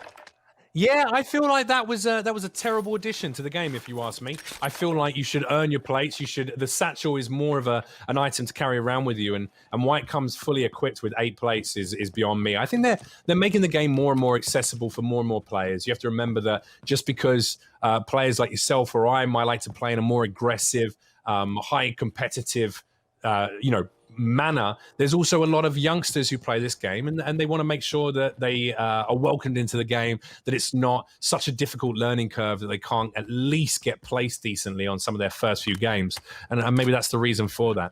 But these boys really don't seem to be moving and looting very, very much. They spend a lot of time just running up and down the same buildings, which to me seems like a weak approach. Yeah, but there's still time because there's still 30 players left in the game, so they still have a chance to rack up some kills as this circle closes in, because they are in a good spot for the circle. Let's see if they got some circle love right here. They're in an epic shot right there. Yeah. So I think that they have a chance to rack up like 6 or 7 kills right here. If they do this right, they can end this game with maybe 10 kills as a team. You're right. It might be that late game, those late circles as everyone gets pushed in. If they maintain really good circle management, make sure they got a really good final position for that late game, then actually they'll just mop up all the players who are trying to push their way in from the gas. I'm surprised that they don't, because whoever I'm looking at right now, they only have 1 kill. So I'm surprised that they don't have more kills. They really playing a stealthy game right now. Absolutely. I like this move. Yeah, Taking I guess high like ground. I like this high ground move is because always the best position to be in. Absolutely. Absolutely. They've also got a bounty on them. I mean, Travis is actually being hunted right now. So who knows if they'll engage with that. We'll see if that threat level goes up from yellow to orange or red. But I hope it does, if anything, because that'll actually give us a little bit more insight into how they work as a team, as a squad of 2 in their engagements. yes, and he's got a dead silence, so that's going to be useful in the end here too. I mean, this is still. I mean, they're in a great position if you're just talking about trying to win the game. You know, we're talking. There's 15 teams left, 27 people. I mean, this is, and everybody's converging on this spot right here. So this is very interesting to see how this is going to end. But also, as you well pointed out there, 28 players still alive, including the 2 that we're watching right now. And it's quite a late circle, which means that a lot of those 26 players, or 25, it's just dropped down again. Those 25 players, a lot of them are going to be camping inside buildings. This just becomes a camper's game, unfortunately, in these final circles. So as long as they have a solid position for the end circle, they might be able to capitalize on that. Well, depending on where it is. Now, I don't particularly like this spot that they're at right now for the simple fact that people are going to be camping in that apartment building to their left. And, it's just easy shots down on them right here. So I don't know if I'm interested to see how they're going to handle this. Oh, there we go. Shot out there. Shots coming across from the police station over the other side. That's the gun store. I'm also interested that they don't even have a decent. They don't even have a decent. There you go. Look, you can see that sniper scope peeking out of them. They don't even have a decent amount of ammo as well. Really, they want to get across that building they're being shot at from and see if they can pick up some of the ammo in the lower level of it. Yeah, they need to get over there. They need to get inside. I mean, they're people are going to be coming on this location right now. Like, this circle's about to close. Yeah. Well, you've made a good point there as well. That when he was keeping his scopes and his ADS directly pointed to that sniper scope across the way, he actually wasn't looking behind him at all, never keeping his eyes open for anyone who might be pushing from their 6, which is the easiest way to get killed in this game. It sure is. And they got to see. I wonder if they're going to go get this loadout. See, sometimes it's not worth it. Depending on location, it's not worth it. But but where they are right now, I think they should push for their loadout because they need to go that direction anyway, and they can take the hill and get the high ground over there. I don't know. What do you think? Or one of the options which they might be considering right now is they already know there's a team over by the building across the way from them. If they hold out here, they could actually gatekeep that team as they have to make their way into the circle away from the gas. There you go. You can see some more shots coming across from that building now. Really just exchanging fire, though, and wasting plates, which they do not have a lot of. Yes. And actually, in that situation, when they're on the roof, the better strategy is to just get downed and then plate up later if you have a good position. It's better to save your plates and have your partner pick you up if you're going to be sniping and firing from. Oh, leaving themselves so out in the open. Is this really going to be the position they're going to be holding over by the rocks here? So many places to get popped from. You've got that woods just over to the southwest of them. You've got the woods behind you over by the crash plane as well on their 6 and their left now. I guess we're looking through the players. This is what they're doing. They're trying to gatekeep that team, but they are so focused on that one area of the map. I think it's only a matter of time until someone snipes them from the side. They're going to get flanked. I agree. And I feel like that team already knows that, and they're going to push far left into the circle. Like, I don't think that... If they have any sense, you're right. They're going to rotate around. Exactly. I would rotate around the circle. We might be wrong, though. Look at that. Vehicle comes through. If only they had but C4. I don't think that... I know. Or like an RPG. I love a good RPG. I mean, I think Erik, that they every time you're discussing it, you realize how much of a camper you sound like. You like the building that only has the stairs up and the elevator down. You love an RPG. I bet you like riot shields as well, don't you? I bet you like Damascus. No, I can't. Oh my god! Here we go. Stand riot shield. See, you were. And there they go. They get lit up from their 6. I called it. They were going to get lit up from the flank. Unfortunately, focus is down. Travis is still up, though. Doesn't seem to be engaging, and he's the one with the selfie. Oh, and that second team. I think that team was being third-partied, or those red dots were them shooting at them. We'll see what happens right here. This is very interesting. Oh, he's not even going to try. Well, we'll see if Travis can hold his own. I don't know if we're... I'm not sure if we're able to switch over to Travis's view. There we go. We are. Wonderful. Okay, so Travis pushing for the revive right now. All right, this is good. He gets the revive away. GG's. Focus is going to play up, leaving himself out in the open. Neither of them looking at that player on the left. They can literally see that there's a team on their left as well, right behind them. The red dot is pinging on that mini-map, and they're just ignoring it. Taking care, I guess, of the closer engagement. They hear the shot. Good crack, good down. That's what I'm talking about. Pulls out the Bruin, gets a crack on the armor, but doesn't get the down. Will his team able to be able to pick him up and take out that team of 2? Just 7 players left alive. Everything to play for. 4 teams. Both of them are still up, which means the other 3 teams are split between 5 players. Well, they already got 2 and a solo, and it's all over for them. Holy moly. Lit up on the side. They were pinched by 2 teams there. And unfortunately, 4th place, they didn't have the positioning to be able to take the top spot, but they did take 4th place, getting themselves some great points there, a few kills. Yeah, we have a lot of questions. We do indeed. First of all, GG's on the 4th place. I mean, that's no mean feat, you know, especially in first game of the day. I guess you guys haven't been running Warzone, so you haven't been warmed up to it. You've been playing multiplayer. We were wondering what your thinking was, though, because it was a very low kill game. I think you only got 1 kill collectively as a team there. Yes, yeah. So when we dropped, we were debating whether or not we wanted to use the mulligan. Travis didn't really have a super good loadout, and so but we decided to push. We felt like we had like a decent the circle was kind of in our favor at that point. But then as the circle started kind of closing in, we noticed like we kept getting further out. So we kind of just, I guess at that point, played it safe and kind of just tried to play for final circle.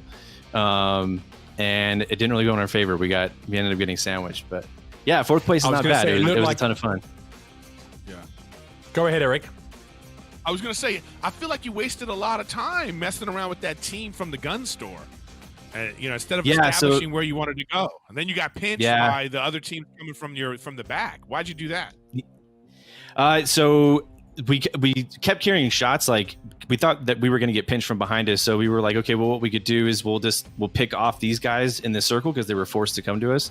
But I think what that allowed other teams to do in the game was to just kind of place themselves and put themselves in a favorable spot. So yeah, it was kind of a crummy call, but we tried to make that play at the end and just fell a little short. I feel like the circle management was pretty much... Oh, sorry. I was going to say the circle management seemed to be pretty on point there. Obviously, I saw that you were trying to gatekeep that team from coming in for the gas, but they hopped in a vehicle. They bypassed you already, got themselves a great position on the hill opposite. There wasn't a huge amount, at least of who we were watching predominantly, which I think was not Travis. It was whoever was the secondary player. There wasn't a huge amount of actually movement looking around. You got quite focused in on one location and then didn't really check behind you or to the sides, and ultimately that ended up resulting in you getting flanked and pinched by 2 teams.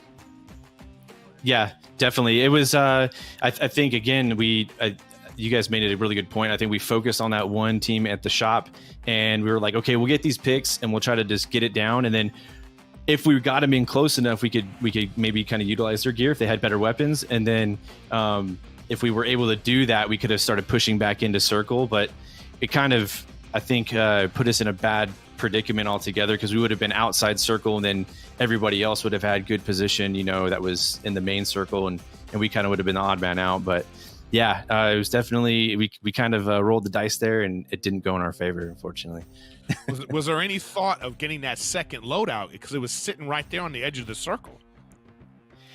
So that was, we actually, Travis and I discussed that. I had my loadout set for the free-for-all early in the game and not for Warzone. So when I went to go get my loadout, I had a really good AR and pretty much like sniper loadout, and I wasn't able to utilize it because I didn't have it. But that was one of our other our hopes, was that if we cut off those other teams and they had something with the scope, we could have utilized that. But yeah, we got 4th place, not bad. Kills obviously really low, but yeah, 4th place not bad at all. I also was hoping that what you might have done, and maybe some of the other teams might try this on their playthroughs, is you had some cash together at certain points, ran past vendors, and I was thinking maybe you pick up some UAVs, get some locations on some other teams, pinpoint where they are and get that kill number up a little bit. But you played a very safe game. Was that a particular strategy that you kind of set out prior to beginning?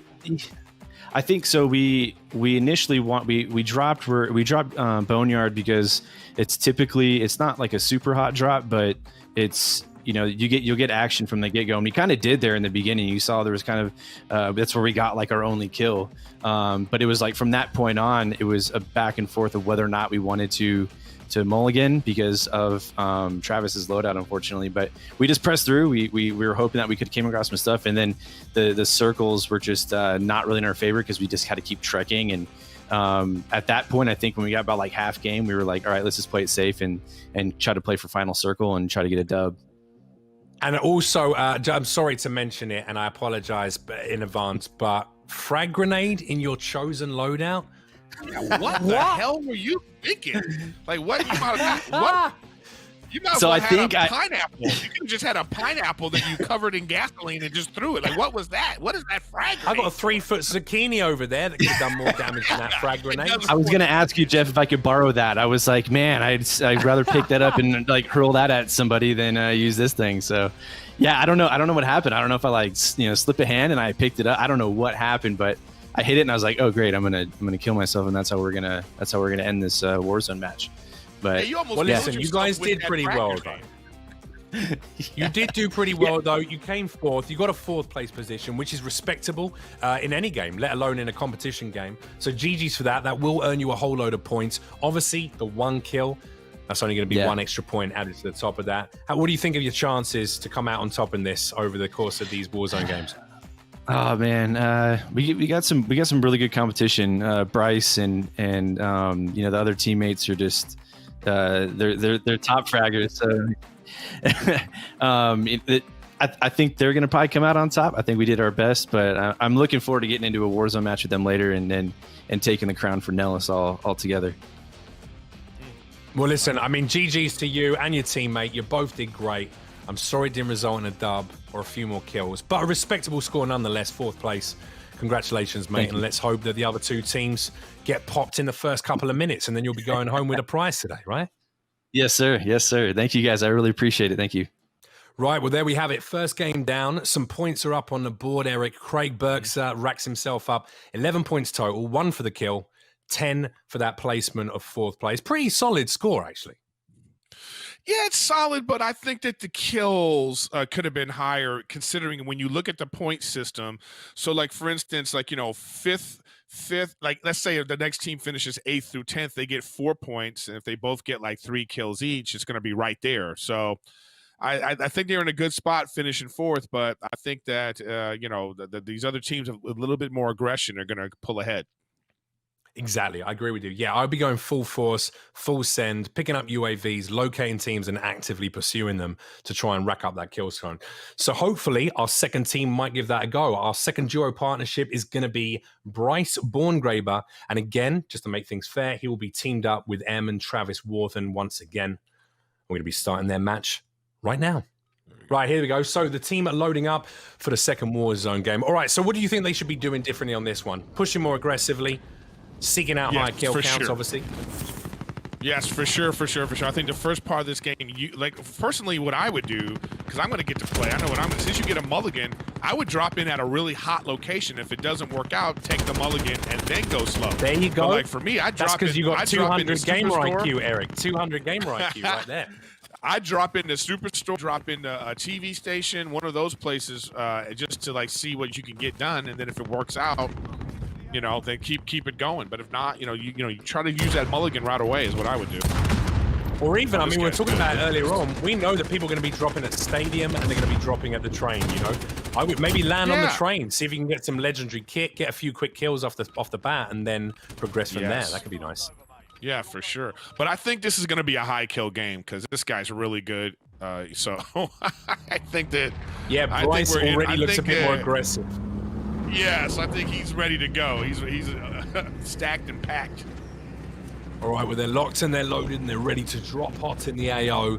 Let's see what they're marking for their drop point first off.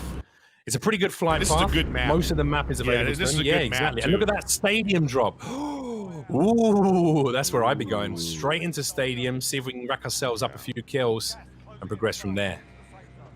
Yeah, But I agree. will they They're do looking it? for stuff right now.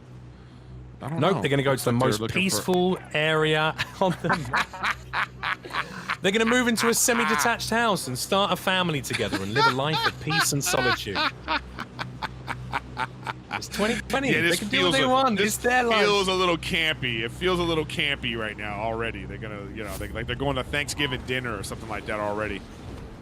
To be fair, that was one of the sweaty drops when Warzone first kicked off. You know, a lot of people did like to go to that little circular rotation of houses there. You know, so there may be people coming across, but judging by their mini-map, they got a couple of F-boys behind them trying to take pot shots at them. They've already dropped off. Someone's picked up a helo to their left. Even hospital would have been. Oh yeah, some people went to prison. Or a prison as well, yeah. Well, I guess they're not going to be taking our advice. Fair enough. They got to do it their way. I would only right? go to prison if the map dictated that it might be prison, because that's just a boring situation over there. Looks like nobody's behind them. Yeah, this is gonna be. I don't know if this is gonna be hot or not. No, they got a couple of other duos on their 6 though. It looks like they're coming into the same location of buildings, so they're gonna have to pick up some guns real quick. Make sure they're prepped for the arrival of those other two teams. There he's gonna pick up a silent Scar trophy system. Would he want that LMG? No, he's gonna ignore that silenced LMG. I would have taken the LMG. Higher ammo rate, higher Yeah, fire rate. I'm not a fan Long of this distance Scar AUG as at well. all. Oh, first down. Nice, pulls back so the other teammate doesn't light him up. Can he get the finish and get the full team wipe? Yes, he can. Collateral, team wipe, gets his other player back This is up. already, Nice, cheeky little this is revive. already more exciting. Yeah. There you go. And, by the way, look at I that, do giving us the strategy okay of- sign. I do like that strategy of downing. You down the first guy, and then you leave him alive so you can kill the second guy. You know? Absolutely. I mean, I think once a certain point of experience comes along for players, you know that when you down someone, you always push for the thirst to try and take out the rest of the team. There's no point just confirming your kill at the expense of getting shot in the back of the head by that teammate. You know, we don't want to trade out with kills. We want to get an entire team wipe. And I also feel like that the game is a little glitchy that way too. That sometimes it feels like you need more bullets to kill someone that's down than you do to actually down them. Right. I guess that's probably because people are less likely to ADS in and actually get the headshots on people that are already down. They generally just fill them full of lead to finish them off, you know. But they picked up some good kit already. Look, they got themselves a nice little stopping power rounds there for that Bruin, which is going to absolutely slap. Also a precision airstrike they found in one of the loots. They've obviously got better loot crates and better loadouts straight off the bat, which is nice. I mean, so at this point right now, all they need is. Let's see. All they would need right now is what, 8 kills, 7 or 8 kills, and then whatever placement they get. I think they're in a good spot to already take the lead from the looks of it. Absolutely. I like this. This is really blue. aggressive. This is aggressive looting. Yeah, I call that the IHOP. I do notice, though, the only issue is it may well be that obviously Travis stepping in to be the support player. It really does feel like there's a little bit of a solo game going on here right now. You know, Bryce clearly moves and loots a lot faster. He's a lot more experienced in the game. Travis is trailing behind him a little bit. And, if they get split up and they get engaged by a duo, will Bryce be able to hold his own against 2 players? That's the question. Yes, and this is why I'm saying that playing quads, trios, and duos is a little harder than when you're playing solo, because when you're solo, you're making all the choices and decisions and you're moving on your own. But like the harder thing to do is to actually play as a unit, and that's what's necessary to me to win this game. Because even if you're a great player like this guy is, you can't just go taking on It's team shooting will work better for you. Understood. Yeah, 2 guns are always going to be better than 1. Although seeing the level of skill that seems to be displayed here by Bryce, I'm not certain he couldn't just take care of at least a duo team on his own. Obviously, if he gets third-partied, that's when he's going to run into some trouble. Oh, there we go. Someone dropping in the AO. He just saw someone ghouling back into the game. Is he going to get the kill on them before they even drop? No, is the question. Looking up to the sky, desperately trying to find that shoot. There you go. They obviously know someone is inside of this building. I love this. He's aggressive. He's really aggressive. Yeah, he knows someone's in there. He knows someone's in there. Jumping up onto the roof, seeing if he can get some high ground and get some eyes on that player who just ghoulied back in. Seems to have lost him, unfortunately. So you're an aggressive pusher then when you play this game as well. Like, you're trying to learn to be more and more aggressive as you progress, eh? C4 through the window. Player jumped out that top window. Didn't get the finish. Sending a precision airstrike to do the business that he didn't. And his partner's as dead. He plates up. That's not a bad play defensively. They might get another kill. Well, he's got 11,000 in the bank, so he can definitely pop off the revive. He might do it right here, right now on the vending machine. Grabs himself a loadout. He doesn't care about the revive. He's only focused on the loadout, hoping that... Still in the gulag, yeah, absolutely. But will he come back from that ghoulie? That's a risk he's going to have to take. Super aggressive. Throws his loadout marker down. Hopefully he's going to ground himself some decent guns. This is how we play, mate. This is normal. This is normal business. There you go. Overkill loadout, so he isn't ghosted. He's running with a 9mm Parabellum. Hearing those footsteps. He can hear those footsteps. This is an aggressive loadout. Or maybe we just... This is a good pusher class, actually. I quite like that. He's got the Parabellum, not my favorite SMG to run with. Sending out a recon drone to see if he can find some other players to actually engage with. That's not a bad idea. I think he's still looking for these guys they killed. Bit of a risky maneuver. I mean, this is aggressive. There we go. Team of 2 up the top there. Yeah, risky really maneuver though, because whilst he's in that recon drone, he is completely at the mercy of any players who might pop through that doorway, see him laying on the ground, and just light him up. He's already spotted them. I'm not sure why he's staying on that. Wow. There we go. Right. It's time for him to push and start to get those kills. No, he's running in the opposite direction. He sees where they are and he's like, nope, no thank you. I got to go and revive my teammate first before I do that. Oh, he didn't win his gulag, which would have given them one more kill. Absolutely. Unfortunately, the 2 on the board are the only 2 they're going to have right now. To be honest, I mean, with the speed that he moves and with the amount of different loot boxes and loot crates he's going to come across, I feel like he's probably going to rack up the money, the 4,000 he needs to get his teammate back up pretty swiftly. Yeah, he'll find the 4. Yeah, he'll find the 4,000 pretty fast. If not, he might even have enough to send one of those like. There you go, 3,600 already in the bank. Lovely jubbly, just another 400. He needs a. Well, checking out that mini-map, he's got a bounty mission across the way from him over towards that second loadout that just dropped. Seems that he's pushing for that. I'm guessing if he can just get himself $400 more, he's probably going to hit that buy station, that vendor station to the left-hand side of him. This could be it. There we go. The money's in the bank. 4,100. He's got enough to get that loadout. Oh, he's got it. He's got it. Yeah, he's got it. Yeah, I think he's going to jump for this one. Yeah, he marked it to see where it is. Okay, he's going to pop down on that vendor, see the staircase or in the get room. his teammate back Probably up. on the other side.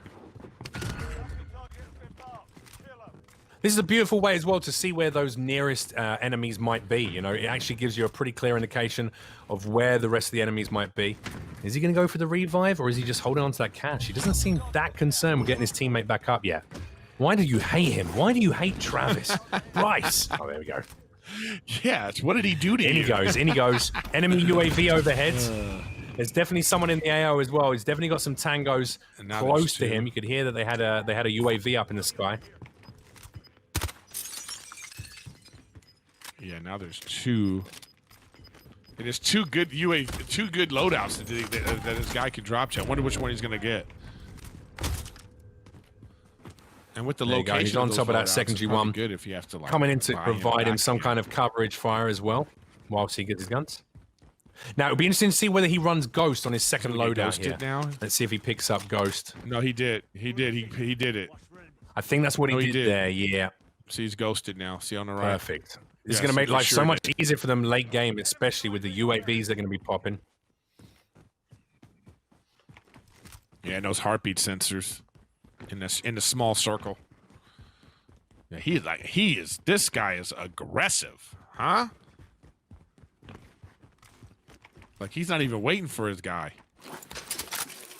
Oh no, he knows. He's just got to keep his teammate. That's one of the alive, new but that's the only additions thing to he Train needs worry. Station. But I think for him, what he's feeling, Eric, is that obviously out of the two players, he's definitely the more experienced. He's definitely the faster moving. You can see that slide cancel double tap run, which will keep him moving constantly in a state of permanent run across the map. And he realizes that all he's got to do is keep his teammate alive to provide a little bit of assistance. But ultimately, his balls that are going to matter in terms of taking the win here at the end of the day. Yeah, and these are two of the best guns in the game. I mean, that MP5, I just think pound for pound is probably the best gun in the game, just with all things considered. Well, right now, of course, everyone is running the that ridiculous. It's almost like a minigun with the rate of fire. I think they're going to be nerfing it down in the next few days if they haven't done so already. But it's absolutely disgusting. The what is it? It's a Fennec, isn't it? That I think it's the Fennec that has one of the attachments that literally turns it into almost a minigun. The rate of fire is disgusting. It has zero recoil, zero kickback. Yeah, it's but the basically problem, the new Bruin at the moment. But I'm sure. Yeah, but the problem with the Fennec though is the fact that you run out of bullets really fast. So if you don't hit your shots with that, you're in trouble right away. So I don't think they're going to nerf it. I think they're going to keep it the way it is because it's still not. Well, that's what I'm saying. If they, it's only this a particular 40 game though, clip, it's got such stopping power, and also, I think they've added an attachment that has like an extended clip on it. So if you have the extended mag and the attachment that turns into effectively a practically a minigun, it's ridiculous. Yeah, so that's going to get nerfed down. I'm glad to see him picking up the C4, switching out. Oh no, he hasn't. He didn't pick up a C4. Just still running with the frag. What are these boys about? Ridiculous. They don't like C4s. Yeah, two frags. Yeah, what's up with these frags? Maybe that's what they use in the Air Force. They think it's the best. Surprising though that they still.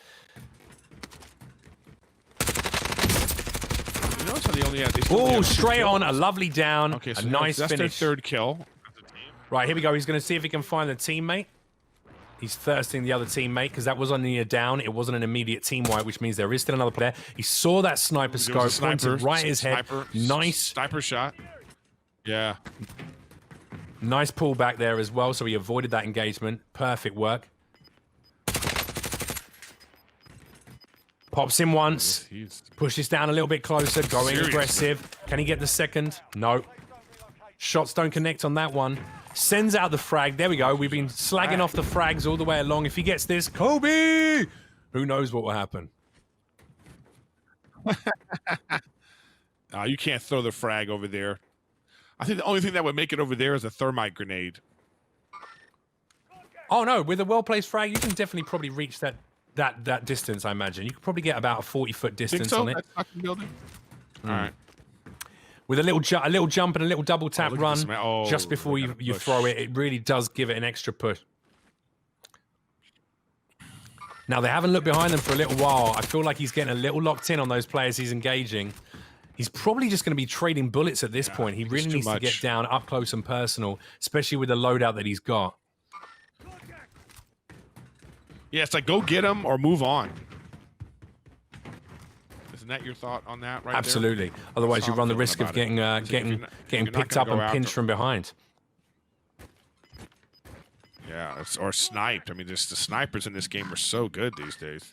Oh, and he's using a mouse and keyboard too, by the way. Look at that. Speaking of which, you could tell because As he should. As he should. It's the best way to play, my man. No, I'm still we don't still need on the aim console. assist to get our kills, bro. We don't need aim assist. There you go. He's marked another player there. Everyone you already seems to have be an running assist. with It's the mouse snipers, and though. Wow, keyboard. this is a sweaty lobby.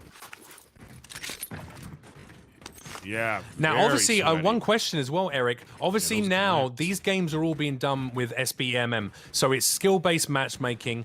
It looks like a player such as Bryce is actually a sort of a slightly higher skill set than our previous Airmen, and that's actually going to put him into much sweatier lobbies and mean that he's going to be engaged much more easily with much more aggression by the rest of the players in this lobby. Right. That's why it's always better to have. But now, do they do the skill-based matchmaking with all the players of your team combined, or do they go by the highest player on the team? How do they do that? Do you know? So it will be a sort of an amalgamated version of the two players' abilities put together on the team. But yeah, if you do have someone who's really put in a huge amount of hours into gameplay, really dominates on the Warzone maps, then that will definitely bump you up into those higher, sweatier, higher engagement lobbies, which is where I like to play. It's always a little bit aggressive, makes it more fun, and really puts you to the test of your abilities. Nothing like a good sweaty lobby, huh? Now he's got two players there. Fortunately, he does have his teammate. Now, Travis is on his 6 and ready to help him in this engagement. The grenade goes out, plating up to make sure he's at full strength as he pushes this engagement. He's got to keep his eyes up onto that higher ground on the right hand side. Before they nerf that Graw. One down, one elimination. Now he just needs the team finish. Boom, and he's got it. Team wipe there. Another 2 kills racked up to Bryce and his team.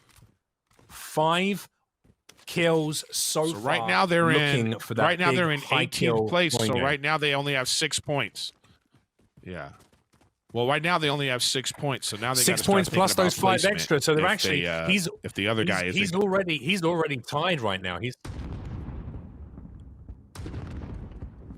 No. He's got 5 kills, so that's 5 points, and then 16th place is only 1 point. 16 to 18 is only 1 point. So right now they have 6 points. My apologies. Right. So as they keep getting higher, as they keep, once they get to he's gonna definitely get this. This is. And I don't even know if Travis players has cracked the other ahead of guy him, has probably kills. planting up behind that tree. He's trying to push up the hill to get that high ground, see if he can get some better eyes. Also, they got to move for the gas. They can't keep their eye off the prize when it comes to circle management. He's thirsting for the kills, but he's not really thinking about that circle pushing in behind him. They got quite a way to go to get into the circle. Has he got time to get the He finish just popped and the get dead inside the silent. circle? Time will He just tell. popped the dead silent. Yeah. Boom. Another finish. He's going in for the armor crate. Maybe the gas mask, picking up that gas mask, picking up that armor box. Or trying to. We've all gone through that. Ooh, I hate that. We've all gone through that. Yeah, they need to fix that. It's so annoying trying to pick up the armor satchel. The biggest thing on the ground, you can never pick it up fast. If you want a little inside a bit of Does info, the other to guy pick have that any up, kills? It's always worth just zooming in, just ADSing in. I'm not sure if Travis has any kills yet. I definitely think he's got some assists on some of the kills that have happened so far. Oh, he does. He does. He has 2 kills. So that means they have 7 kills. So they're already 7 kills, and they're at 16th place. Yeah, so that's what they're at right now. 5, 6. Yeah. So they have 7 kills, and they're in 16th place. Yeah. So right now, 8 points. They 8 points get on 1 the board extra right point. now, right? So they have 8 points. So they have 8 points right now. 8 points on the board. So as they keep getting a higher position, obviously their points are going to go up. It'd be fascinating if they don't get this right now. That 11 points is still in the lead. Now, listen, I want to point out the fact that you got Bryce here playing very differently. If you've noticed, he just got down on 2 players. He got destruction on the vehicle using a precision airstrike. Absolutely beasted them.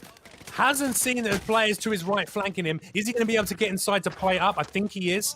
Yeah, thank goodness. That was an absolute clutch bit of play there. He's going to push around the back of those buildings, see if he can get the finishes on the 2 down players.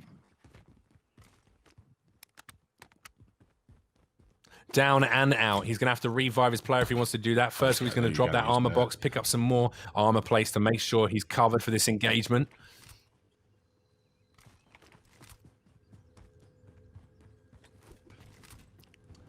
Unfortunately, he doesn't have enough money for the revive for Travis. Well, see, this is very interesting right now. He does need that second player alive. So now they're at 15, so they got 2 more points.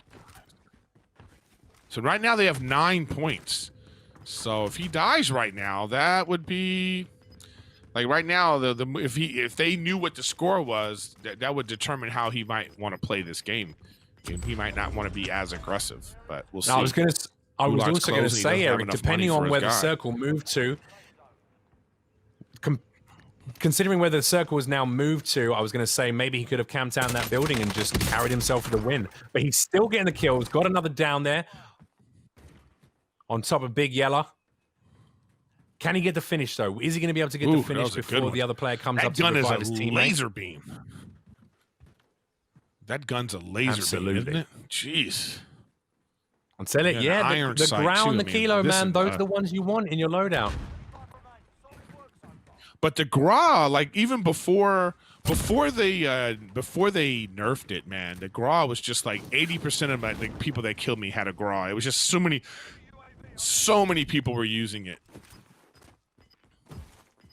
Absolutely. Well, that's the way it goes with the meta guns. Right now, a gun becomes meta. Everyone starts using it. Yeah. Now, this is going to be problematic for him because he's out in the open. He's going to try and get to his loadout, or he's going to, and he's already being lit up by other players. He's going to be able to pick up his weapons and get to some kind of cover before he gets popped. Time will tell.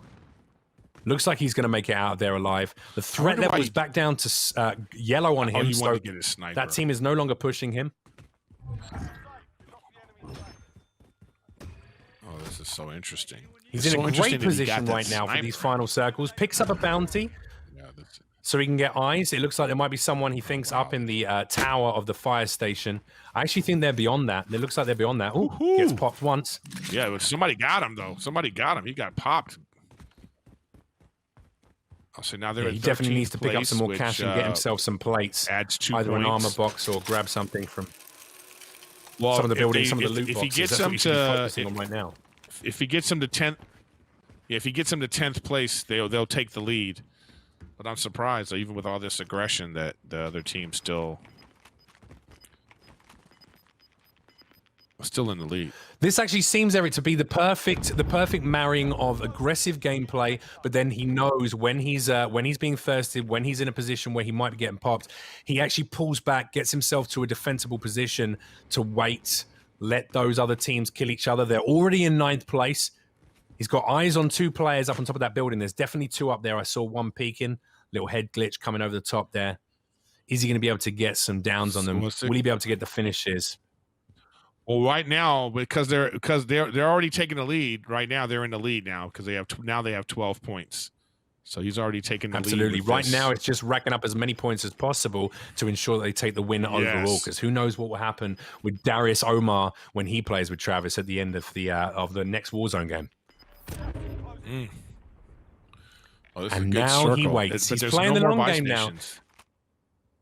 This is really clever. He's now decided, listen, it doesn't even matter about my teammate. What I need to do now is just wait for the other teams to slowly take each other out and let me creep higher and higher and higher up in the listings. Someone ghouling down. Can he get the finish on him? Oof. Well, I think someone was jumping off that tall building to get into the gas. Yeah. The only thing that's going to get him right now will be like an armor. I mean, like a precision airstrike or a cluster. He's got to be careful because I don't think he has a self-revive, and a sniper would take him out right now.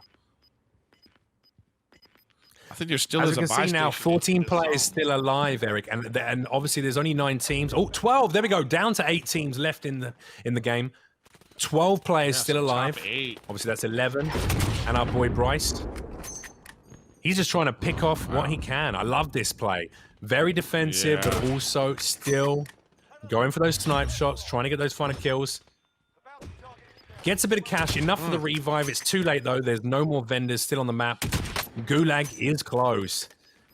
Gets a nice little snipe shot on that player. Those two, that little duo behind that tiny little box. They're pushing from left to right. Oh, this is good. This is good. This is a good circle. He's getting some circle love right now. See, this is what I'm.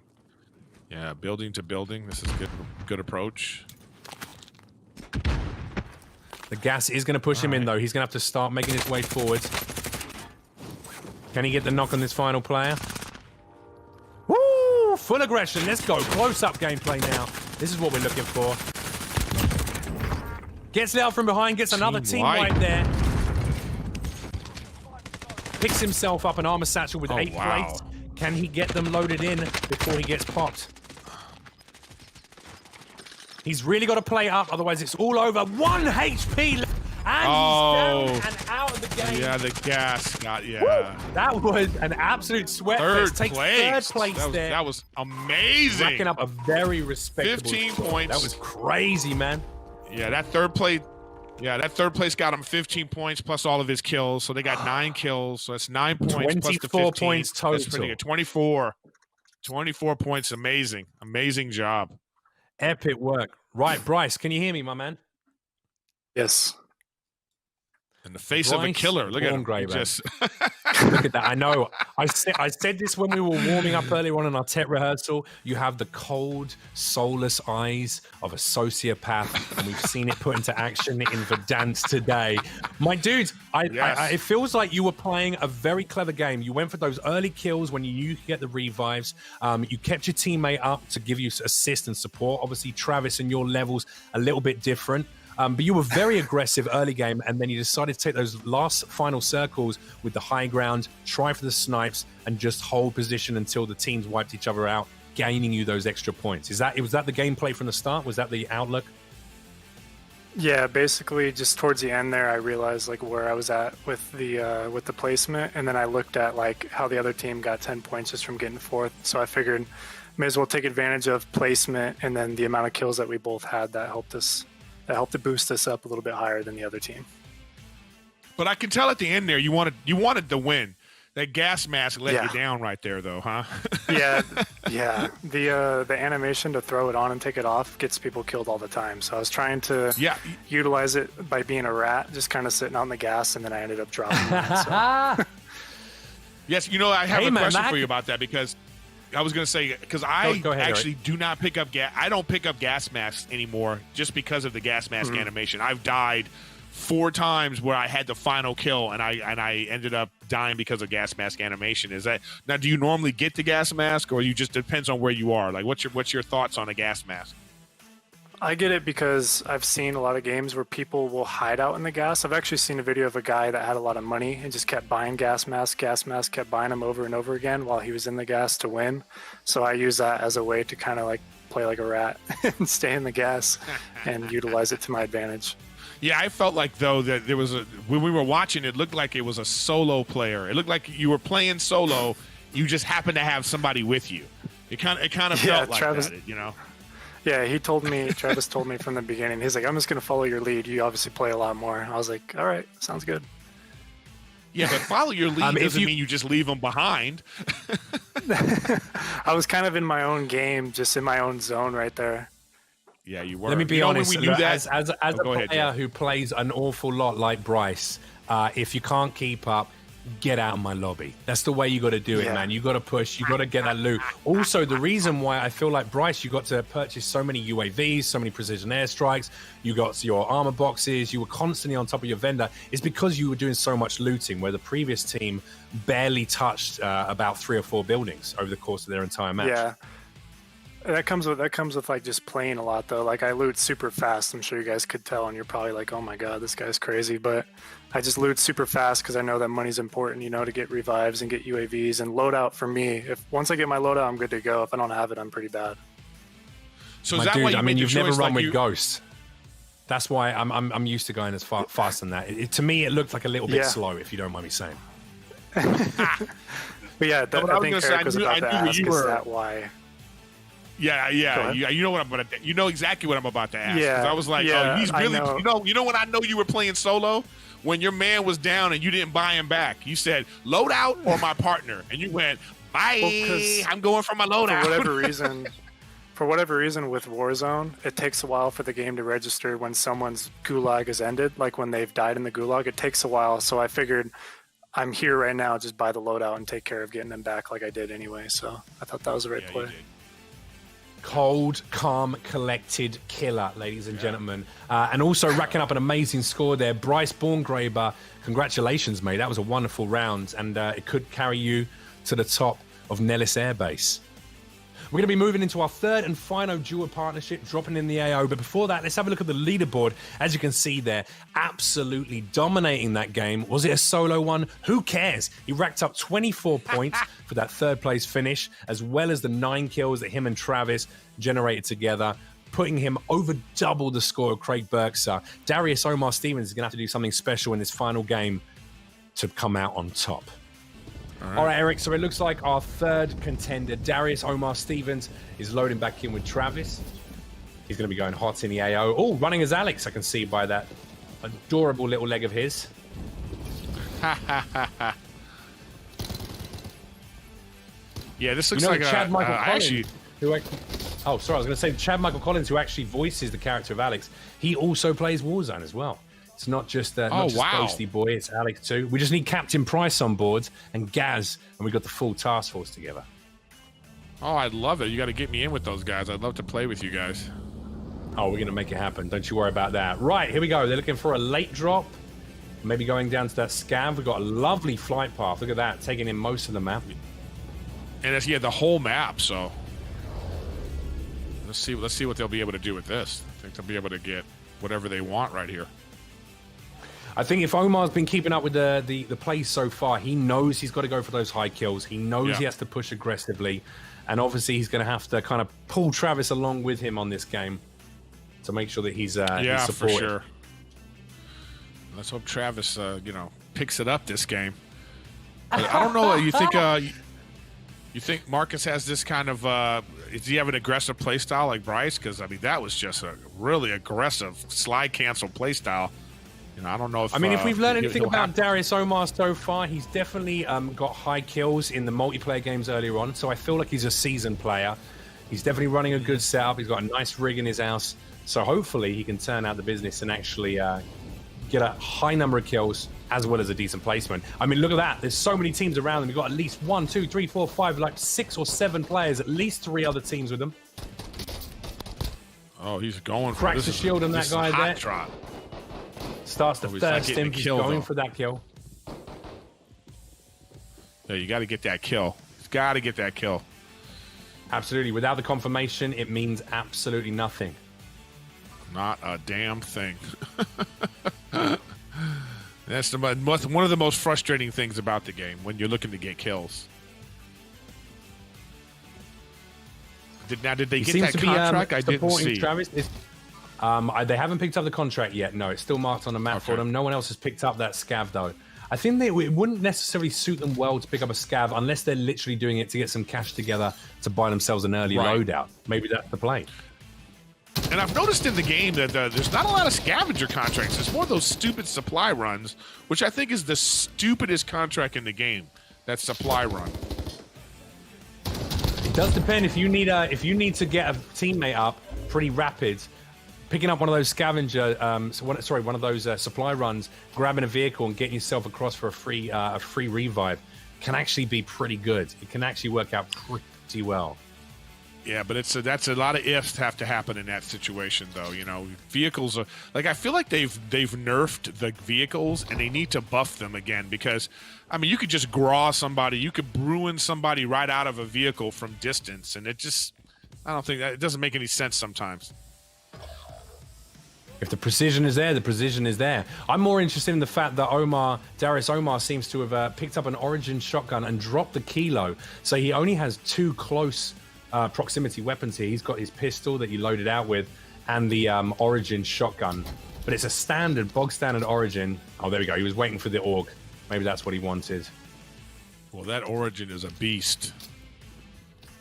At close engagement. Unfortunately, as soon as there's any distance between him and another player, it will not do the business. But he's got his AUG now. He's got a nice long-range SMG to run with. Sees a player on top of the building up there. Gets the crack straight off. Woohoo! The EBM there. Beautiful shot. Again, though, cracking the armor means nothing. You've got to get the down and you've got to get the finish to get the points.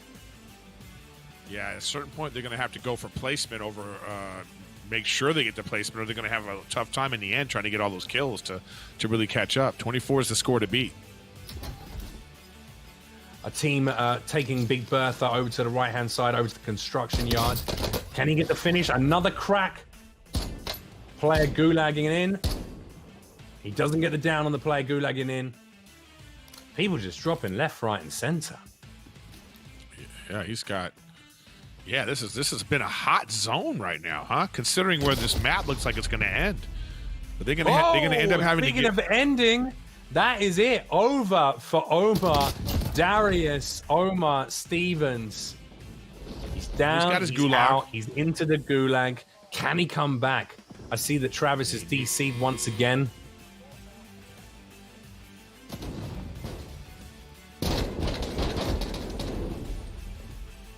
Okay, the man himself, he's back from that dismal performance in the Ghoulie. Fortunately, his performance overall today has been pretty stellar, making him one of the 3 players who has got bragging rights on the base. Unfortunately, you didn't get the kills and didn't get the placement to be able to take the Warzone match there. What happened, Darius, Omar? Well, we landed, we couldn't get the scavenger. I was like, all right, that's cool. And then my teammate lagged out, and I was like, well, I could at least like try to do something. So then like I went to the car and I was trying to like pull up the map so like to see like which area I could probably like go to next to try to like get money and like try to progress more through the game. But then I died to the dude who was just sitting in the building just camping there. So it was a short run, sadly. Those damn campers. But is that your strategy usually when you play, is to go like to the outside of the map and work your way in, or you just made the choice on the fly because of where that scavenger was?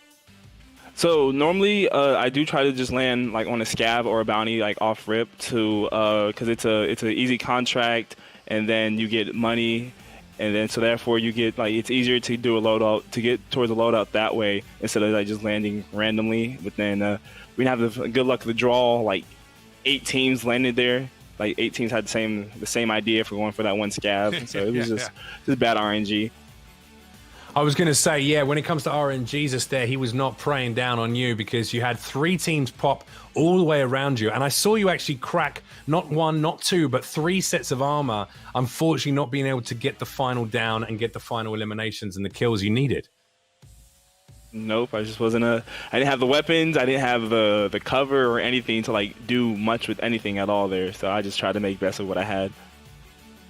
And Travis kept dipping out as well. What was that?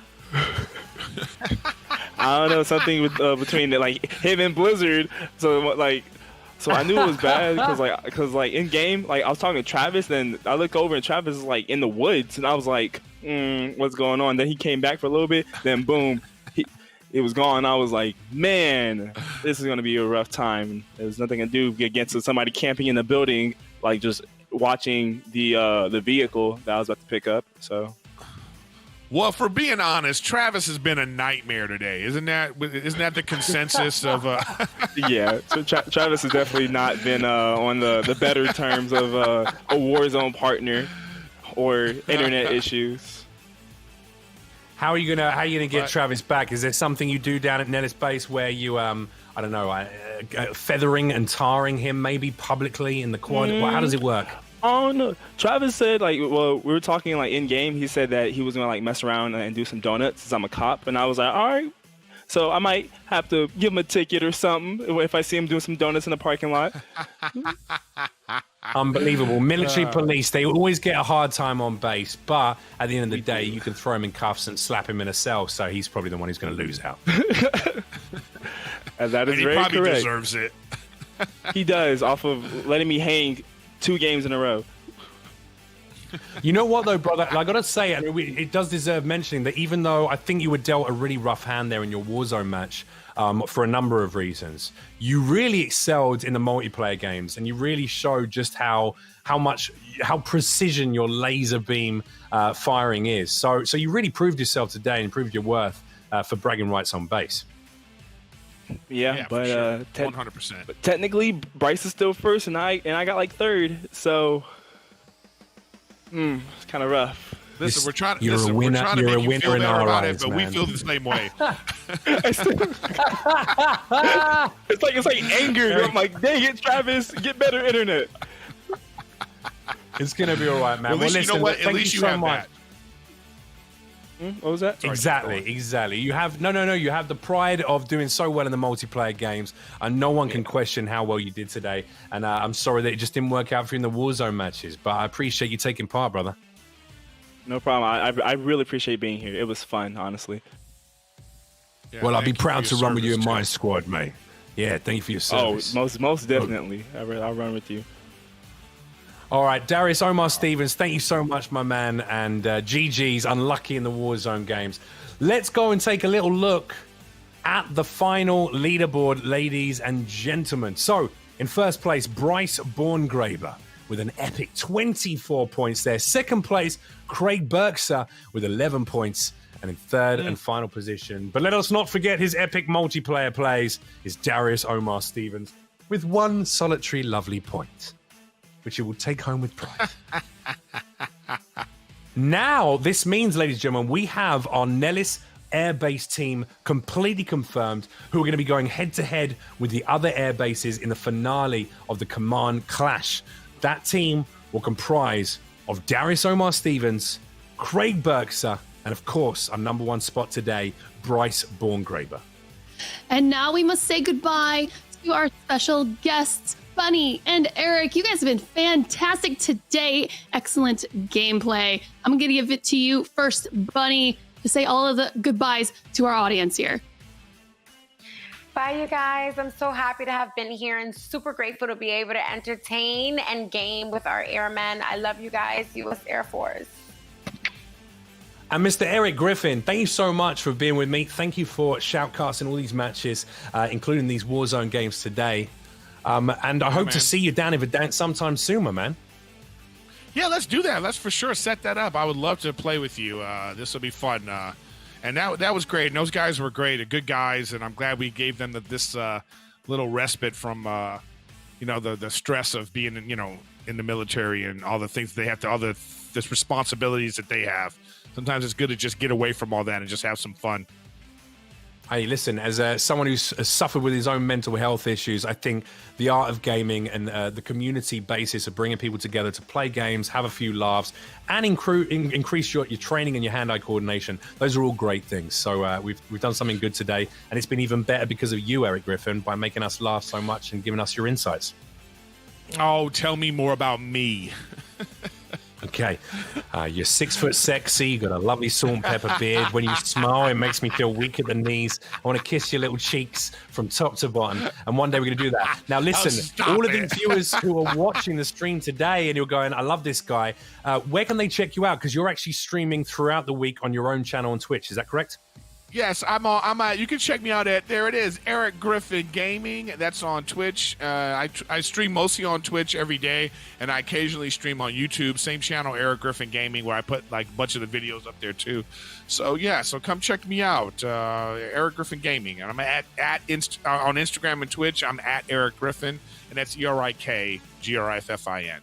And thanks for having me, There you guys. go. So make sure you check him out. Go and show him some love. Hit that follow button. And who knows, maybe you'll be lucky enough to play with the legend himself a game or two of Warzone. Thanks very much, Erik.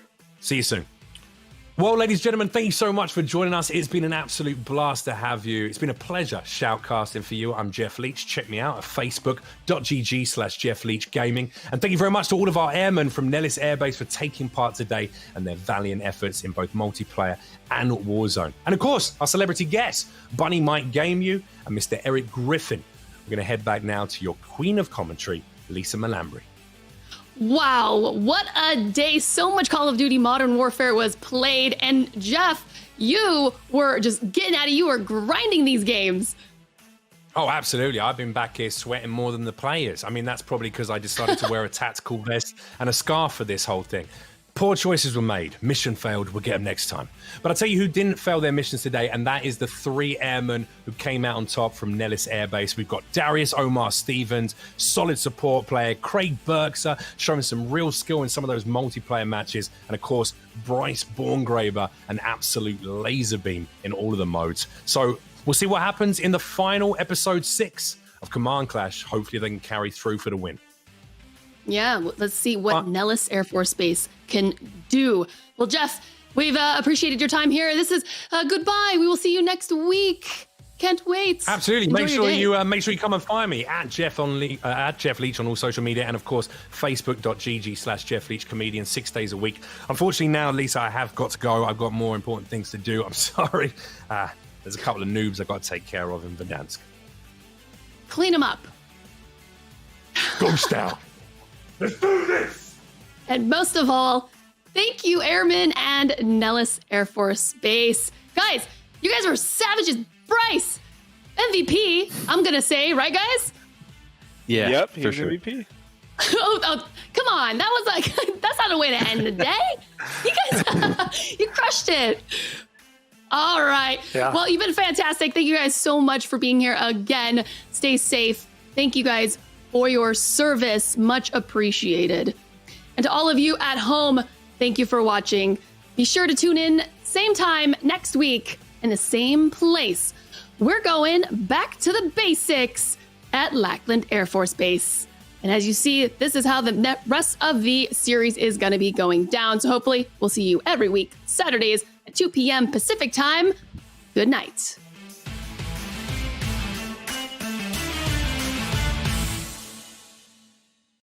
Welcome to U.S. Air Force Command Clash, bringing active duty airmen and special guests to battle it out on the virtual grounds of Call of Duty Modern Warfare. We'll be taking you to 4 different air bases, but only one will be victorious. Jeff Leach, everyone. This is your commanding officer, Ghost, ready to drop hot in the AO and clap some of those noobs' cheeks. It's a bit of a cat and mouse chase right now, and it's a nice down there from Alex Navan. Wow, another down there as well. What a throw! Absolute beast move there. Welcome to the Warzone. Oh!